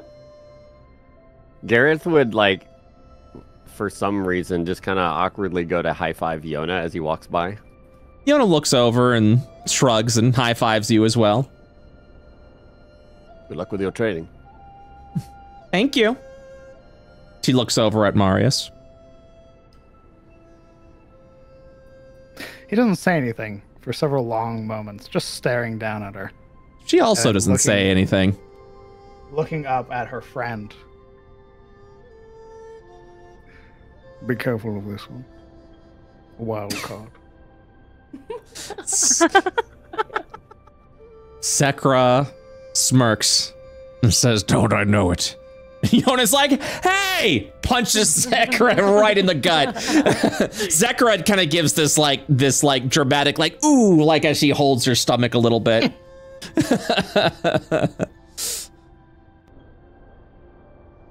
All right, then, make yourself comfortable. And as he walks over, he kind of reaches out for a cane that's been leaning against this corner and walks in. You'll enter over into his study, see a variety of strange-looking historical artifacts scattered all about. Over here, you'll see a dried-up coral shape. Over here, a studious area of books and what appears to be some dated shard tech that he keeps by what you would recognize as his table. He steps over, he drags over, and comes over here. And says, make yourself at home. Oh, please do not touch anything, specifically in the glass cases. Some of these are centuries old, found up here in the mountains, and I would like to keep them preserved. As you walk over to the window of Azika, you will see the mountainous area surrounding. What view. Gareth, what were you saying? You mean these butterflies? Ah, yes, well preserved. They were found. They were found, dug up from the mountains. You'll actually look as you kind of get a little bit closer. You'll just see that they are, they are restored, quote unquote. But you can tell their age and time and passage that has kind of passed through them. Cheats, as you look over here. You'll see an assortment of old-aged mundane tools, things that you don't recognize. This bag of marbles seems to be very much evident, but the bag itself has age, along with old and ancient caltrops designed from ancient technology. Caltrops don't look the way these do. These definitely look like more standard D&D caltrops, like from a fantasy setting. And Gareth, you'll look over here and stare over at an ancient sheath. The hilt of this blade has definitely seen some age, but the metal itself appears as if time had never touched it, as if the blade was forged only a day ago. Impressive metal over here. What's this blade made of? An ancient material, from my understanding. Many theories. A metal that probably doesn't exist at this time, or at least one that can't simply be synthesized. I'm still trying to find out myself, but I'm willing to bet that this sword was once made of a fine adamantium, probably enchanted by a mage of some sort. Usually, magical armaments and items such as this is well preserved beyond the passage of time. I believe magic may still be evident within, but if so, it is one that I cannot detect. So it may even be from an ancient magic, long since forgotten. I have many theories of the blade, but for now, I believe it's present here. He kind of like pulls back the chair. Vanya, you stare off into the mountains. What's in Vanya's mind right now? Vanya is looking at a cloud that looks like an egg. Yes. It looks like an egg. Jeez. She has brain rot. Krelnik will watch over at Vanya, believing her to be the most spiritual of the group. He nods in acknowledgement. This woman must have brought much wisdom to your party. Her? He doesn't say that out loud, he just thinks that to himself. Gareth reads his thoughts and goes, no, he just... No, I'm afraid you're mistaken.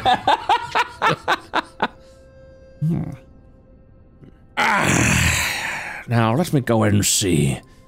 The name Cosmo sounds very familiar to me. He begins typing into the computer, typing tip-tap away over into the database.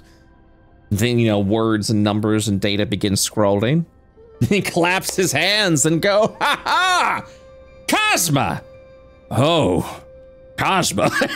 He's really excited about what he found out and then a little terrified.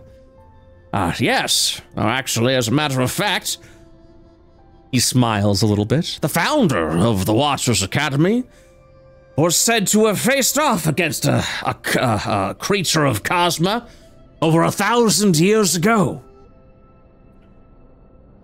It's well known that goblins were the ones that saved Io from this hideous creature. It's a shame we don't have their bravery now.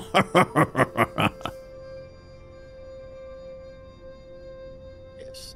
Kind of repeating the same lore that Cheadle had given you. Yeah. You quickly learn that when it comes to goblin history, they are the ones that saved Io from the Cosma threat from before. So you're telling me that this thing's in Asmodia? That was where we last saw it. We were hoping to somehow... You witnessed it too, you say? We were there when it entered our realm.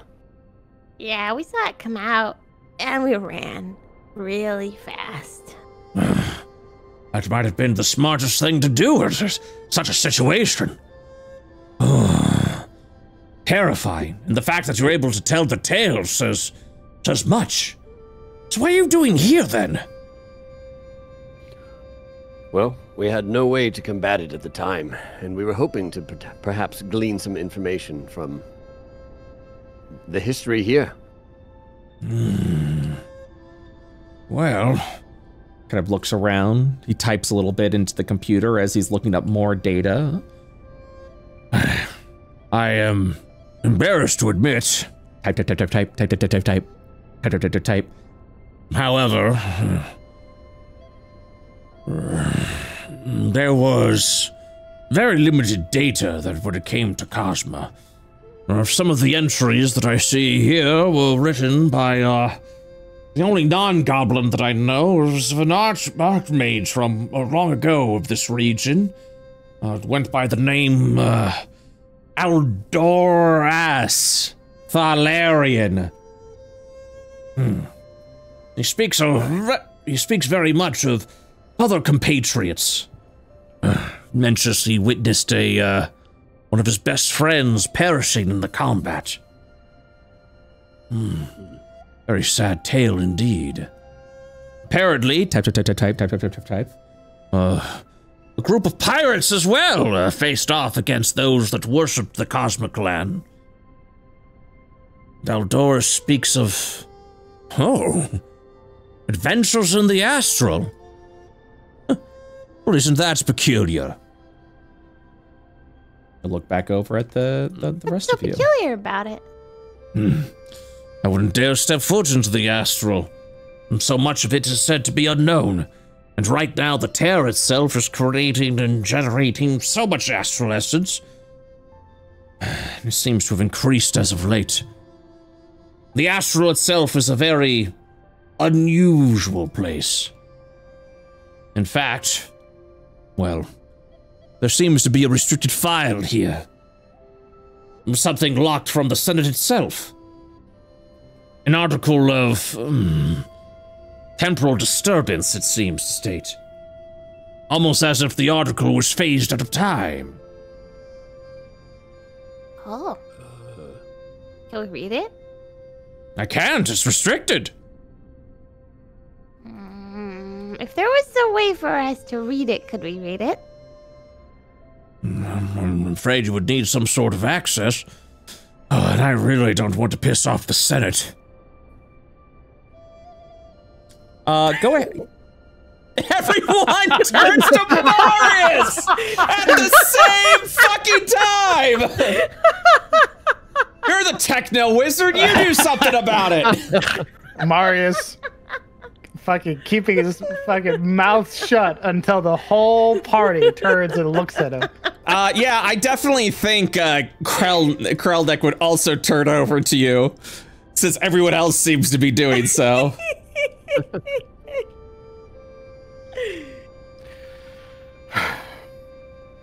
May I see your computer? He blinks over at you and goes, "Why?"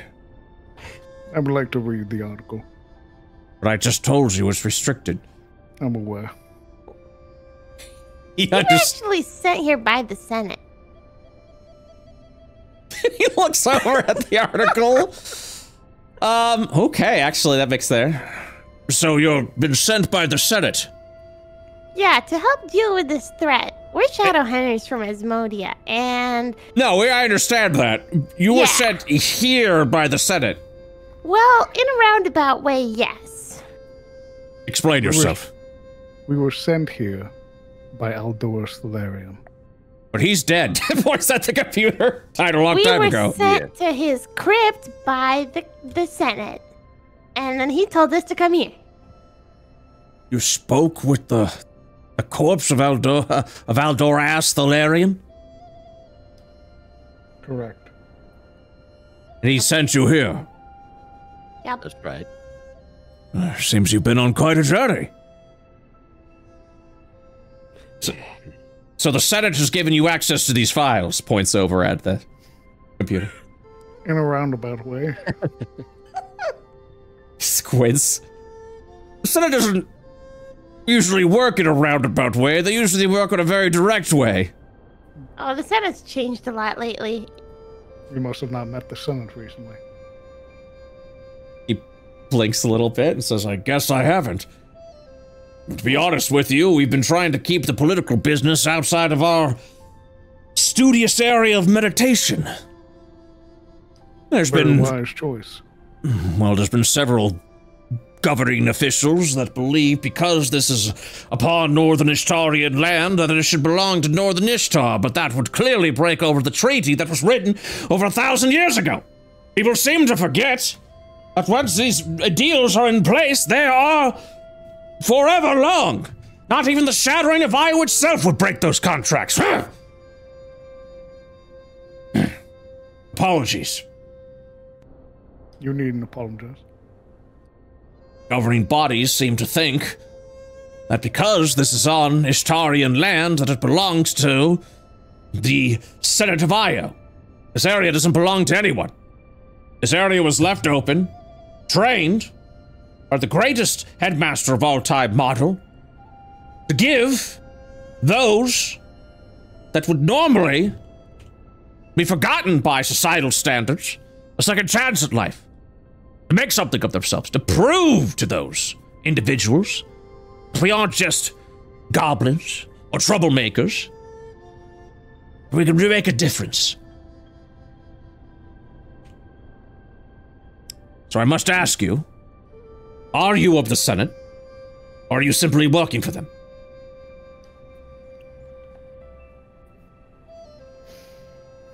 He'll look at the rest of his companions. I hear the sigh. I hear the sigh. We are working for the good of the people, the good of Io. Sounds like political talk to me. Believe me, I take no part in politics. Gareth, go ahead and make a persuasion advantage for me, please.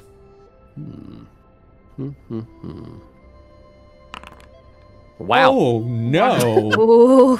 Oh, no. Wow.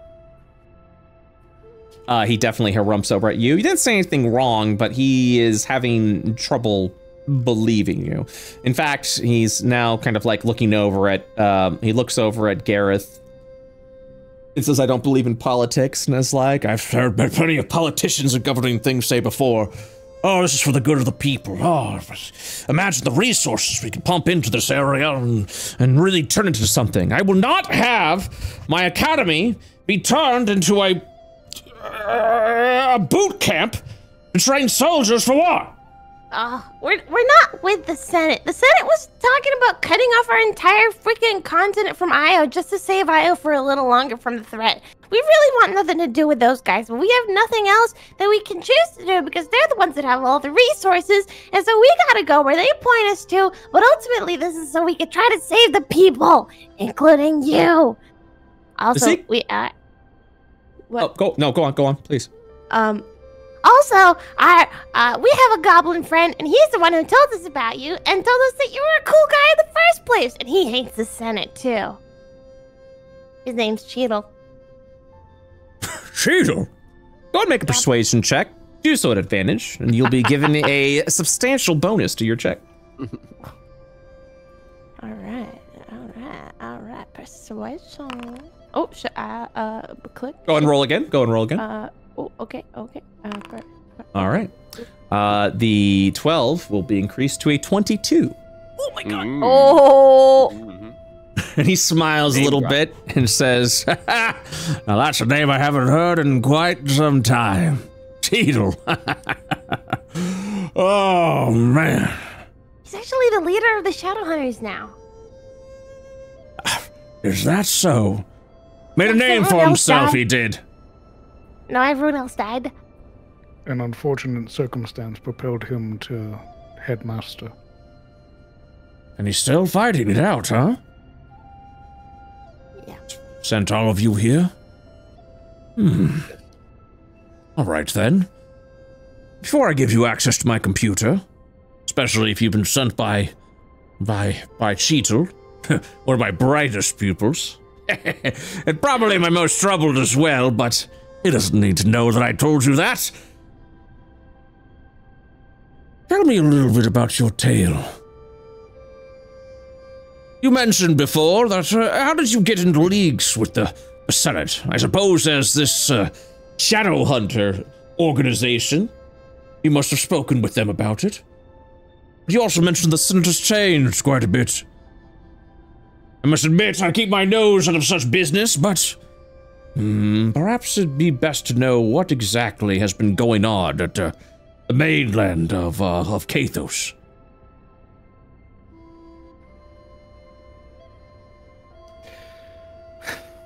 Asmodia has faced ruin. A peacekeeper laid waste to our cloister of shadow hunters. And with the threat of Cosmotara, we were forced to flee, leaving behind many civilians in our wake. Along our way, we found a derelict station. Through some probing, we found various entities tied to planets beyond, places like Ganymede. Such information was also brought to the Senate, as well as making them aware of the presence of Cosmotara. Without our knowing, They had already begun discussion of separating our ark from Io as a whole. And now with the threat of Cosmotara present, such discussion seems to be more in fervor. We were sent out, seeking knowledge, this information held by Aldorus within his crypt by the Senate. Once we were there, we met Aldorus, or some remnant of him. He bestowed upon us information. Information which brought us here. Not only here, but to your tear. That we might find answers we seek in the astral. I see. Sounds like you've all been through quite a journey. I've never felt shocked, disgusted, and yet not surprised to hear what the Senate is planning on doing with your ark. He looks out the window, and he'll state, I've had many fears myself that if governing bodies can't step in to control the tear, that maybe we will suffer the same fate. Because Northern Ishtar is mostly a ark of peace, with very few disturbances of natural occurrence, I always assumed that we would be left alone, but I fear our region of Northern Ishtar, the planar barriers that keep our area safe from veils of existences from crossing over is weakening. Not only have we seen great disturbances coming from the astral veil itself, but I've also heard reports rather close by from here at strange and whimsical creatures from another veil, Feywonder, seems to also be breaking through. Northern Ishtar may be in great danger. And if the Senate is already plotting easy solutions so that they would not be endangered or, excuse me, troubled by the events that happen in the very world that they promise to govern. he taps his finger a little bit. So I apologize, I must have missed how can the Astral Temple assist you? The Astral Tear.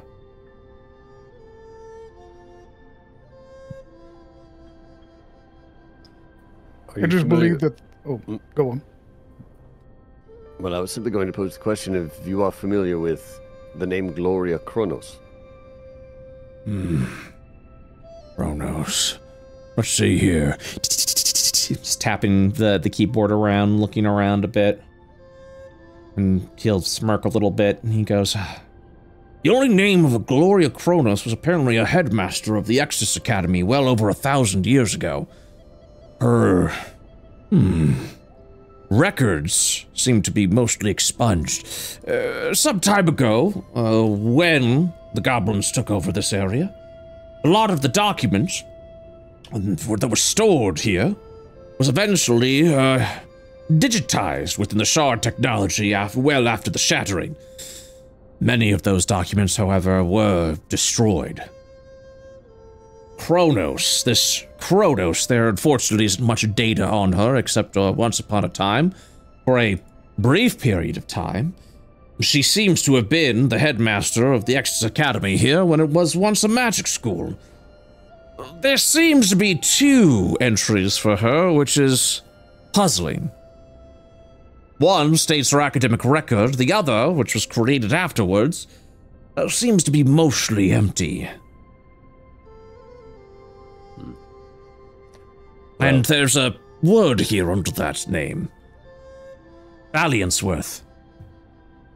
That I'm unfamiliar with. Tap, tap, tap, tap, tap, tap. The only name I see under Valiantsworth is a name called Nigel. Apparently husband to one of the headmasters of the newer academy.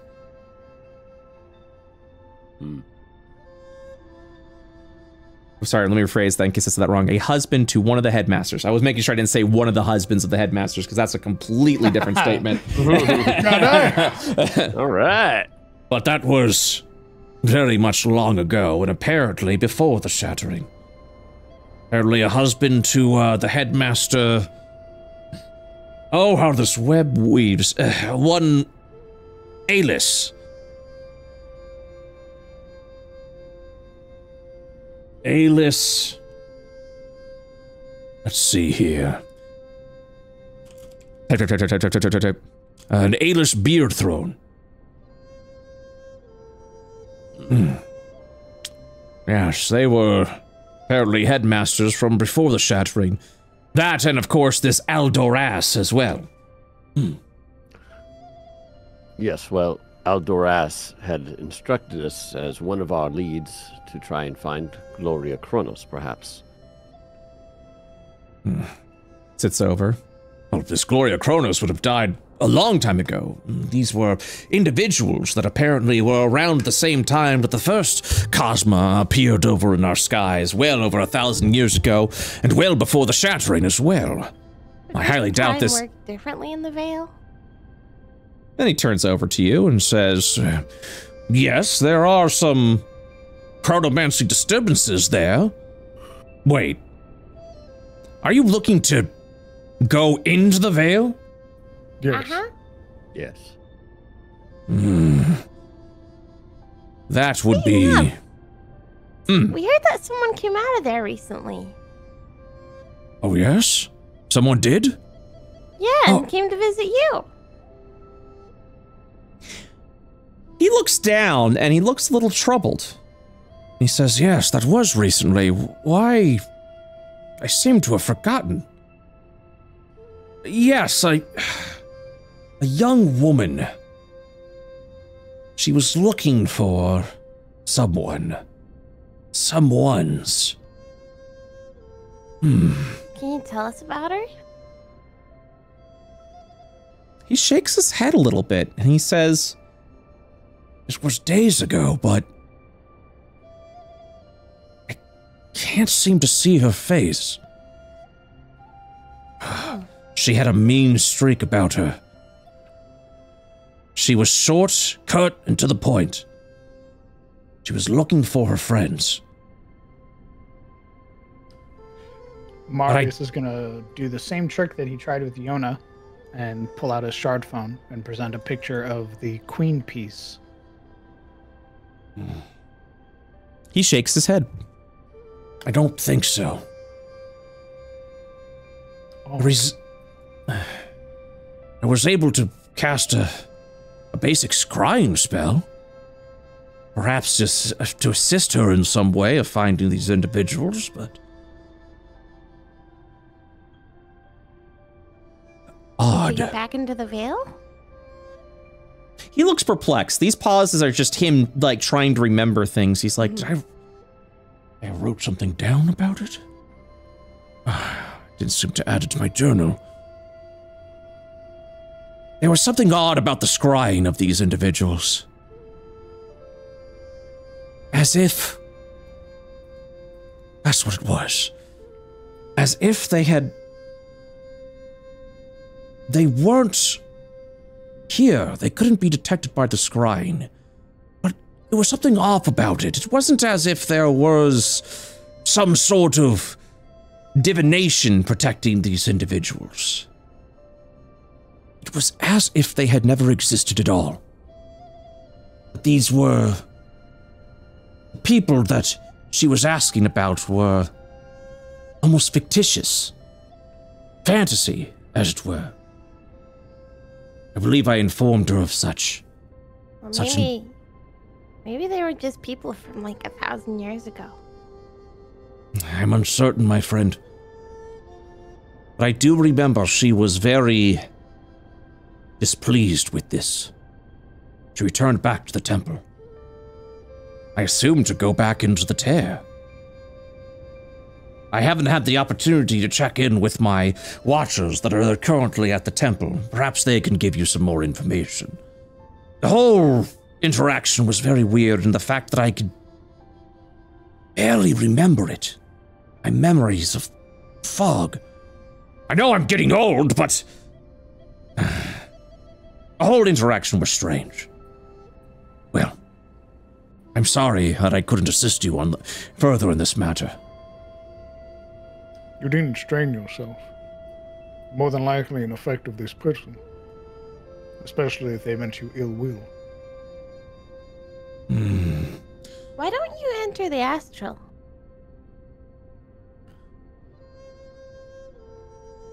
What's so bad about it? He looks over to you and almost to hesitate a little bit. And he goes, entering the astral is easy. Leaving the astral, well, that is another thing. You would have to discover and forge a path if you wish to return back to the prime plane. The tear, unfortunately, is a one-way ticket. But also, excuse me. So, when we study the astral, out of sheer safety, we study it from the tear itself. That is why the temple was built. The temple itself is a restructured section of the old magical Exodus Academy. And the astral essence that the tear seems to be giving seems to suggest that whatever is happening within the astral veil is going through some dangerous changes and shifts.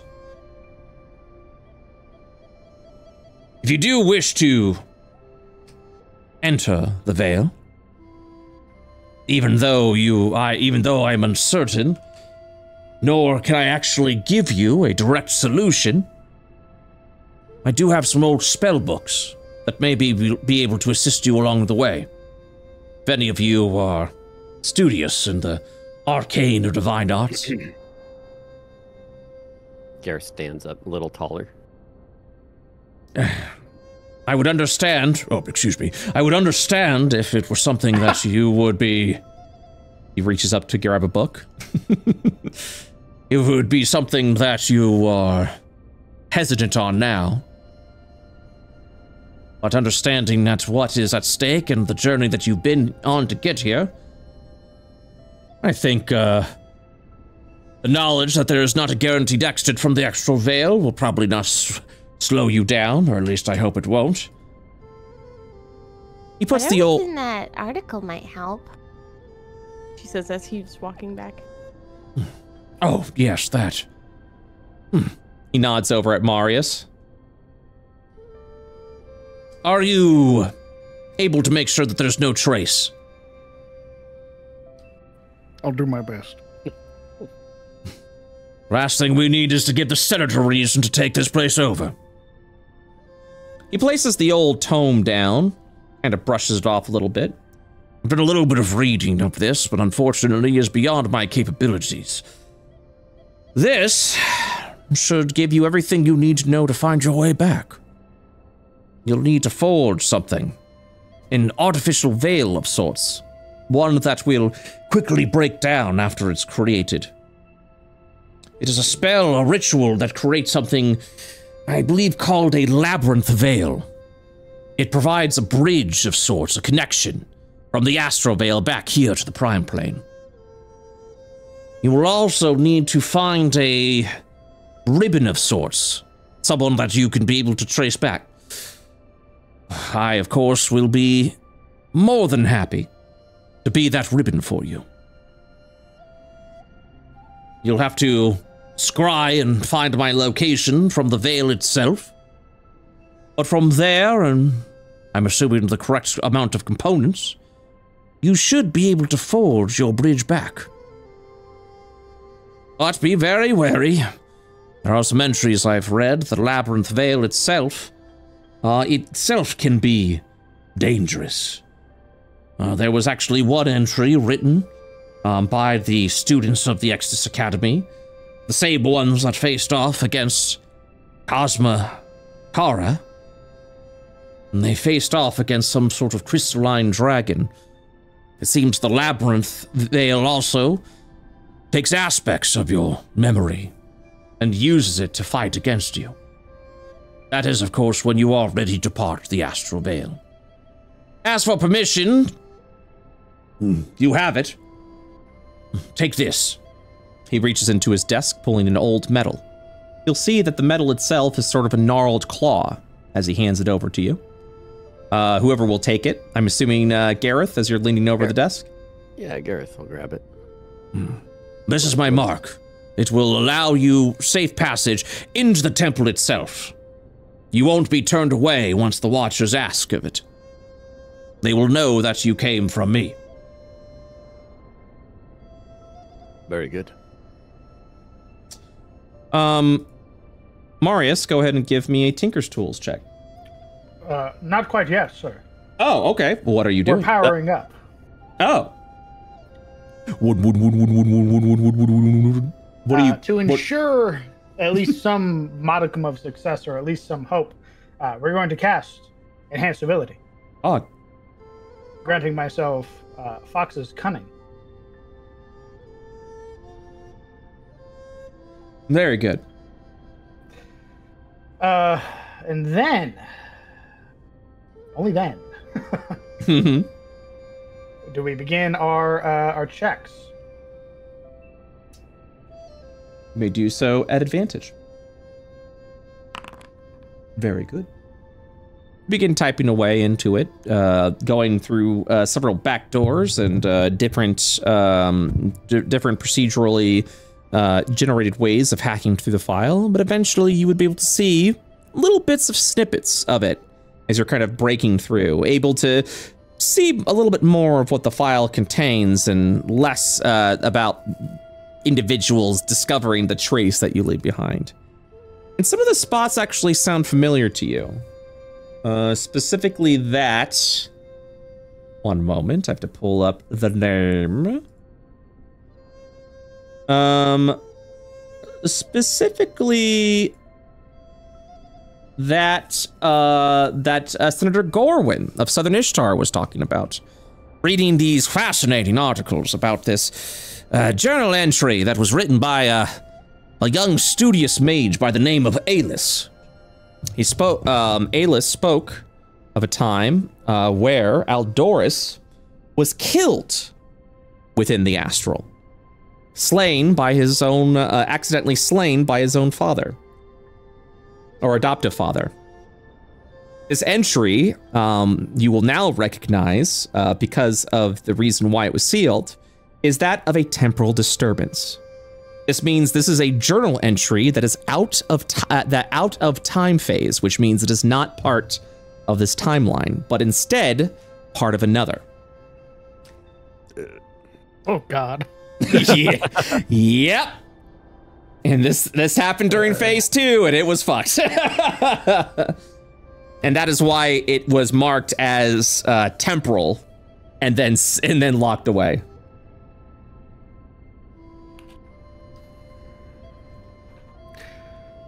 And those are the little bits that you see, yeah.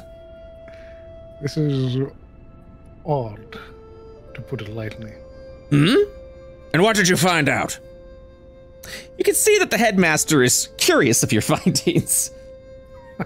much like a child anxious to find out what their Christmas presents are. I can understand why they hid it. This is confusing. It mentions a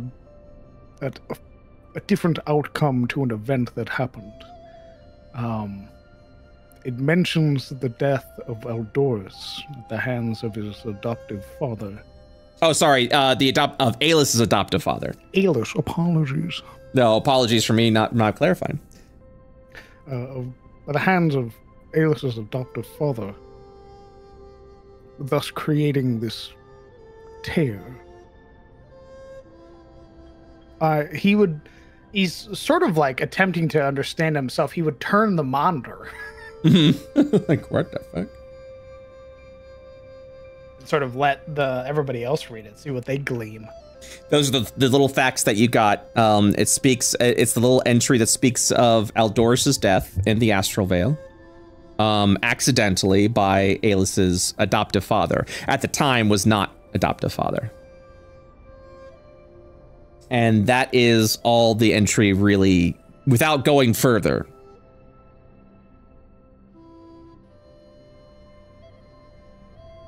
Oh, well.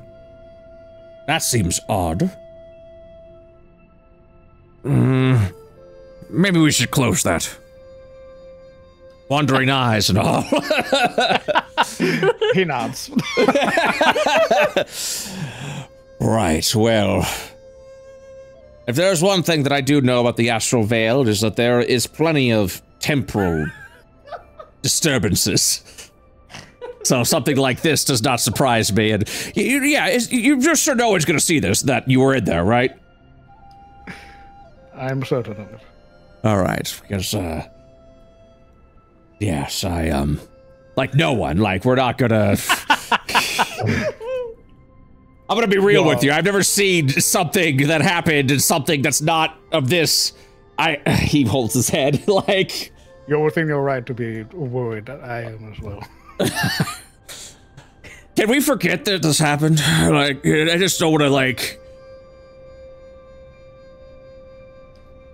He's obviously he can't like delete the file. Yeah, but he will reenact restrictions on it and maybe strengthen it a little bit. It's like the mad ramblings of Cheezel all over again. You called him Cheezel? Huh? Oh no, you're talking about referencing Cheetle. I'm not referencing no Cheetle. Cheezel was a legendary goblin, one of the best, to help form the treaty that allowed us to be able to live freely in northern Ishtar. Was the one that was one of the heroes that slayed Cosmokara. And Cheezel, in his end of his life, spoke of different timelines and passages. Spoke once of some sort of jacket timeline. It made no sense to me, but it was something that we took not as literally in the ramblings of an old goblin, but it was something about it haunting, as if there was some sort of truth to it. I don't like to mess with time and the existence of timelines. I'd like to believe, and he holds his hands up a little bit, I'd like to believe that it's all mad ramblings, that's all. So, well, he looks around a bit and says, yeah, so anyways, you're free to enter the temple. You're good to go there.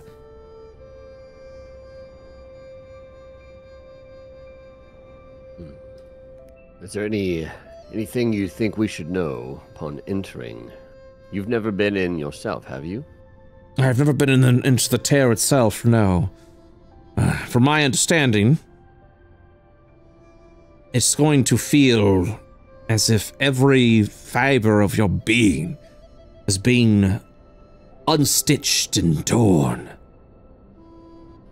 The experience will probably be the most painful that you've ever felt.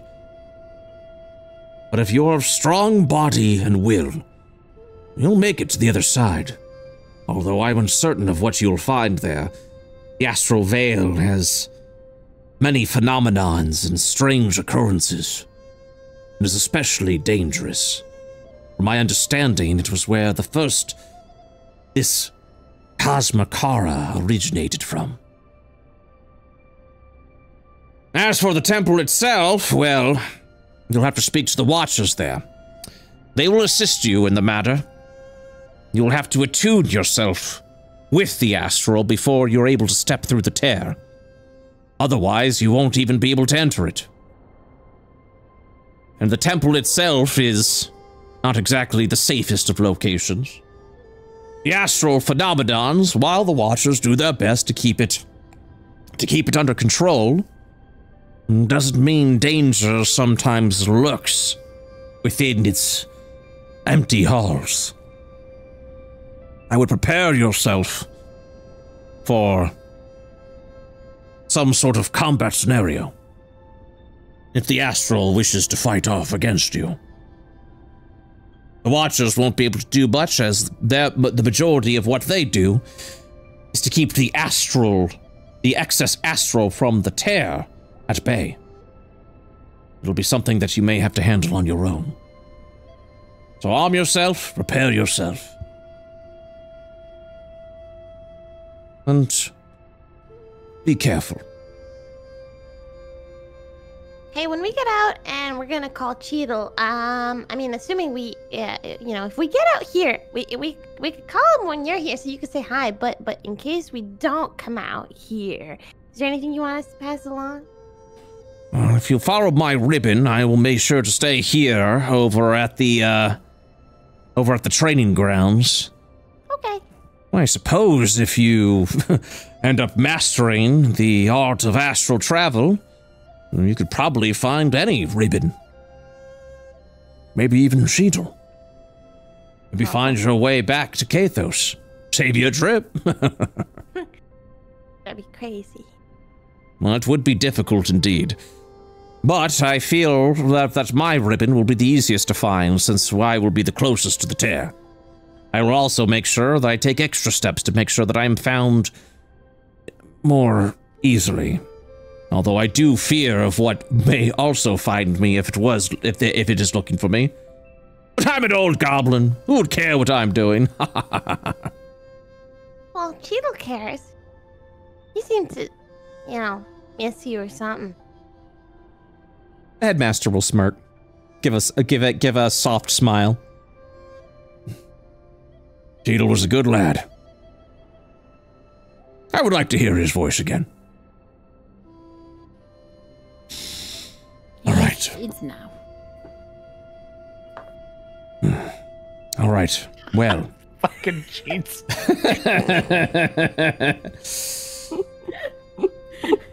I was gonna sprinkle that in there, huh? Oh, hey, Grandpa, by the way, he has kids now. Kids?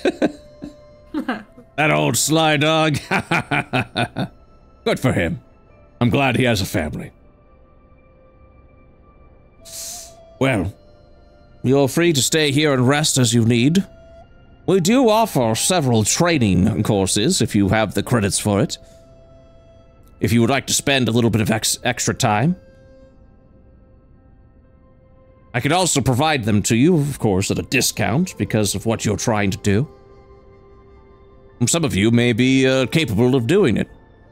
But it would require you spending extra time here to do some more of the rushed lessons. Do you have any lessons or training pertaining to scrying an individual? Nothing of that sort. Give me 1 second. I was about to ask, what's the above board? What's the offering? I'm about to give you the above board now, if I can fucking find where I wrote it. God damn it. Did I, let's see here real quick. Up. If I don't have it today, I will definitely have it next week. Westwing Festival. Ah, here it is. Techniques. Okay.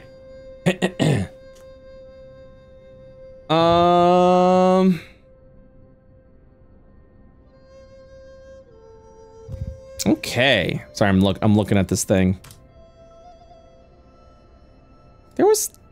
Ah, there it is. Traits and techniques. Okay. So, there are currently...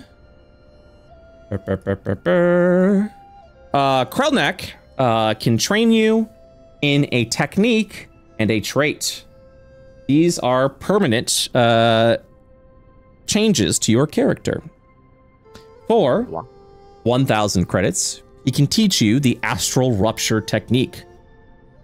After successfully hitting a target creature with a melee attack that is breached, As a bonus action, you can deal 1d8 force damage. This technique's damage increases by 1d8 when you reach 5th level, 11th level, and 17th level. A target is considered breached when you have a friendly creature within 5 feet of the target, or if you have advantage against the target or your applicable attack. So as a bonus action, after you hit a creature, since you guys are level 10, you can deal an extra 2d8 force damage. Nice. Next, Sorry, Brett. Yes. I don't have time to stay any more overtime. Oh, okay. So sorry. You're free. You are free to leave. You are free to leave. Have a good one. Okay. I'd love to be caught up on everything later. Thank you all so much. It's been wonderful today. Yep. Bye-bye. Bye-bye, homie. Bye-bye. Yeah, sorry, we started late, so I was trying to finish this up before next time. I'm so sorry. Nope, you're good. I'll catch up. I'll catch up on the VOD. All right, bye-bye. The second thing, this was literally the last thing I was gonna say. That is probably gonna be best for Naomi, anyways. So that's funny that she left. The trait that can be taught is unarmored defense, the same as the monk. Oh. While unarmored, you can add your wisdom modifier to your AC. There is also a mastery training for those that already have unarmored defense, where if you already have unarmored defense wisdom from a class, you can further improve this bonus by +1. And that mastery costs 2,000 credits. So if you're interested in unarmored defense, 1,000 credits. If you already have it and would like to further train on it, 2,000 credits. And then yes, the astral rupture technique, and I'll add those to the chat. Anyways, that is it, and that's gonna wrap up today, because as Naomi said, we are over time, but I wanted to make sure that we were finishing this so that the next session, you guys can head off to the Temple of the Astral Tear. Hell yeah. This will be a dungeon. Excited. Oh shit. Yeah. Nice. All right. So that wraps up today's session. Did you guys have fun today? Yeah. Yes. Okay. Since we are a bit over time, we're gonna skip bingo because I also do need to get going as well. Thank you guys so much for playing, and we'll see you all next week. Okay. Yeah. Yes. See you next week. All right. Bye bye. Have a good night. Bye bye.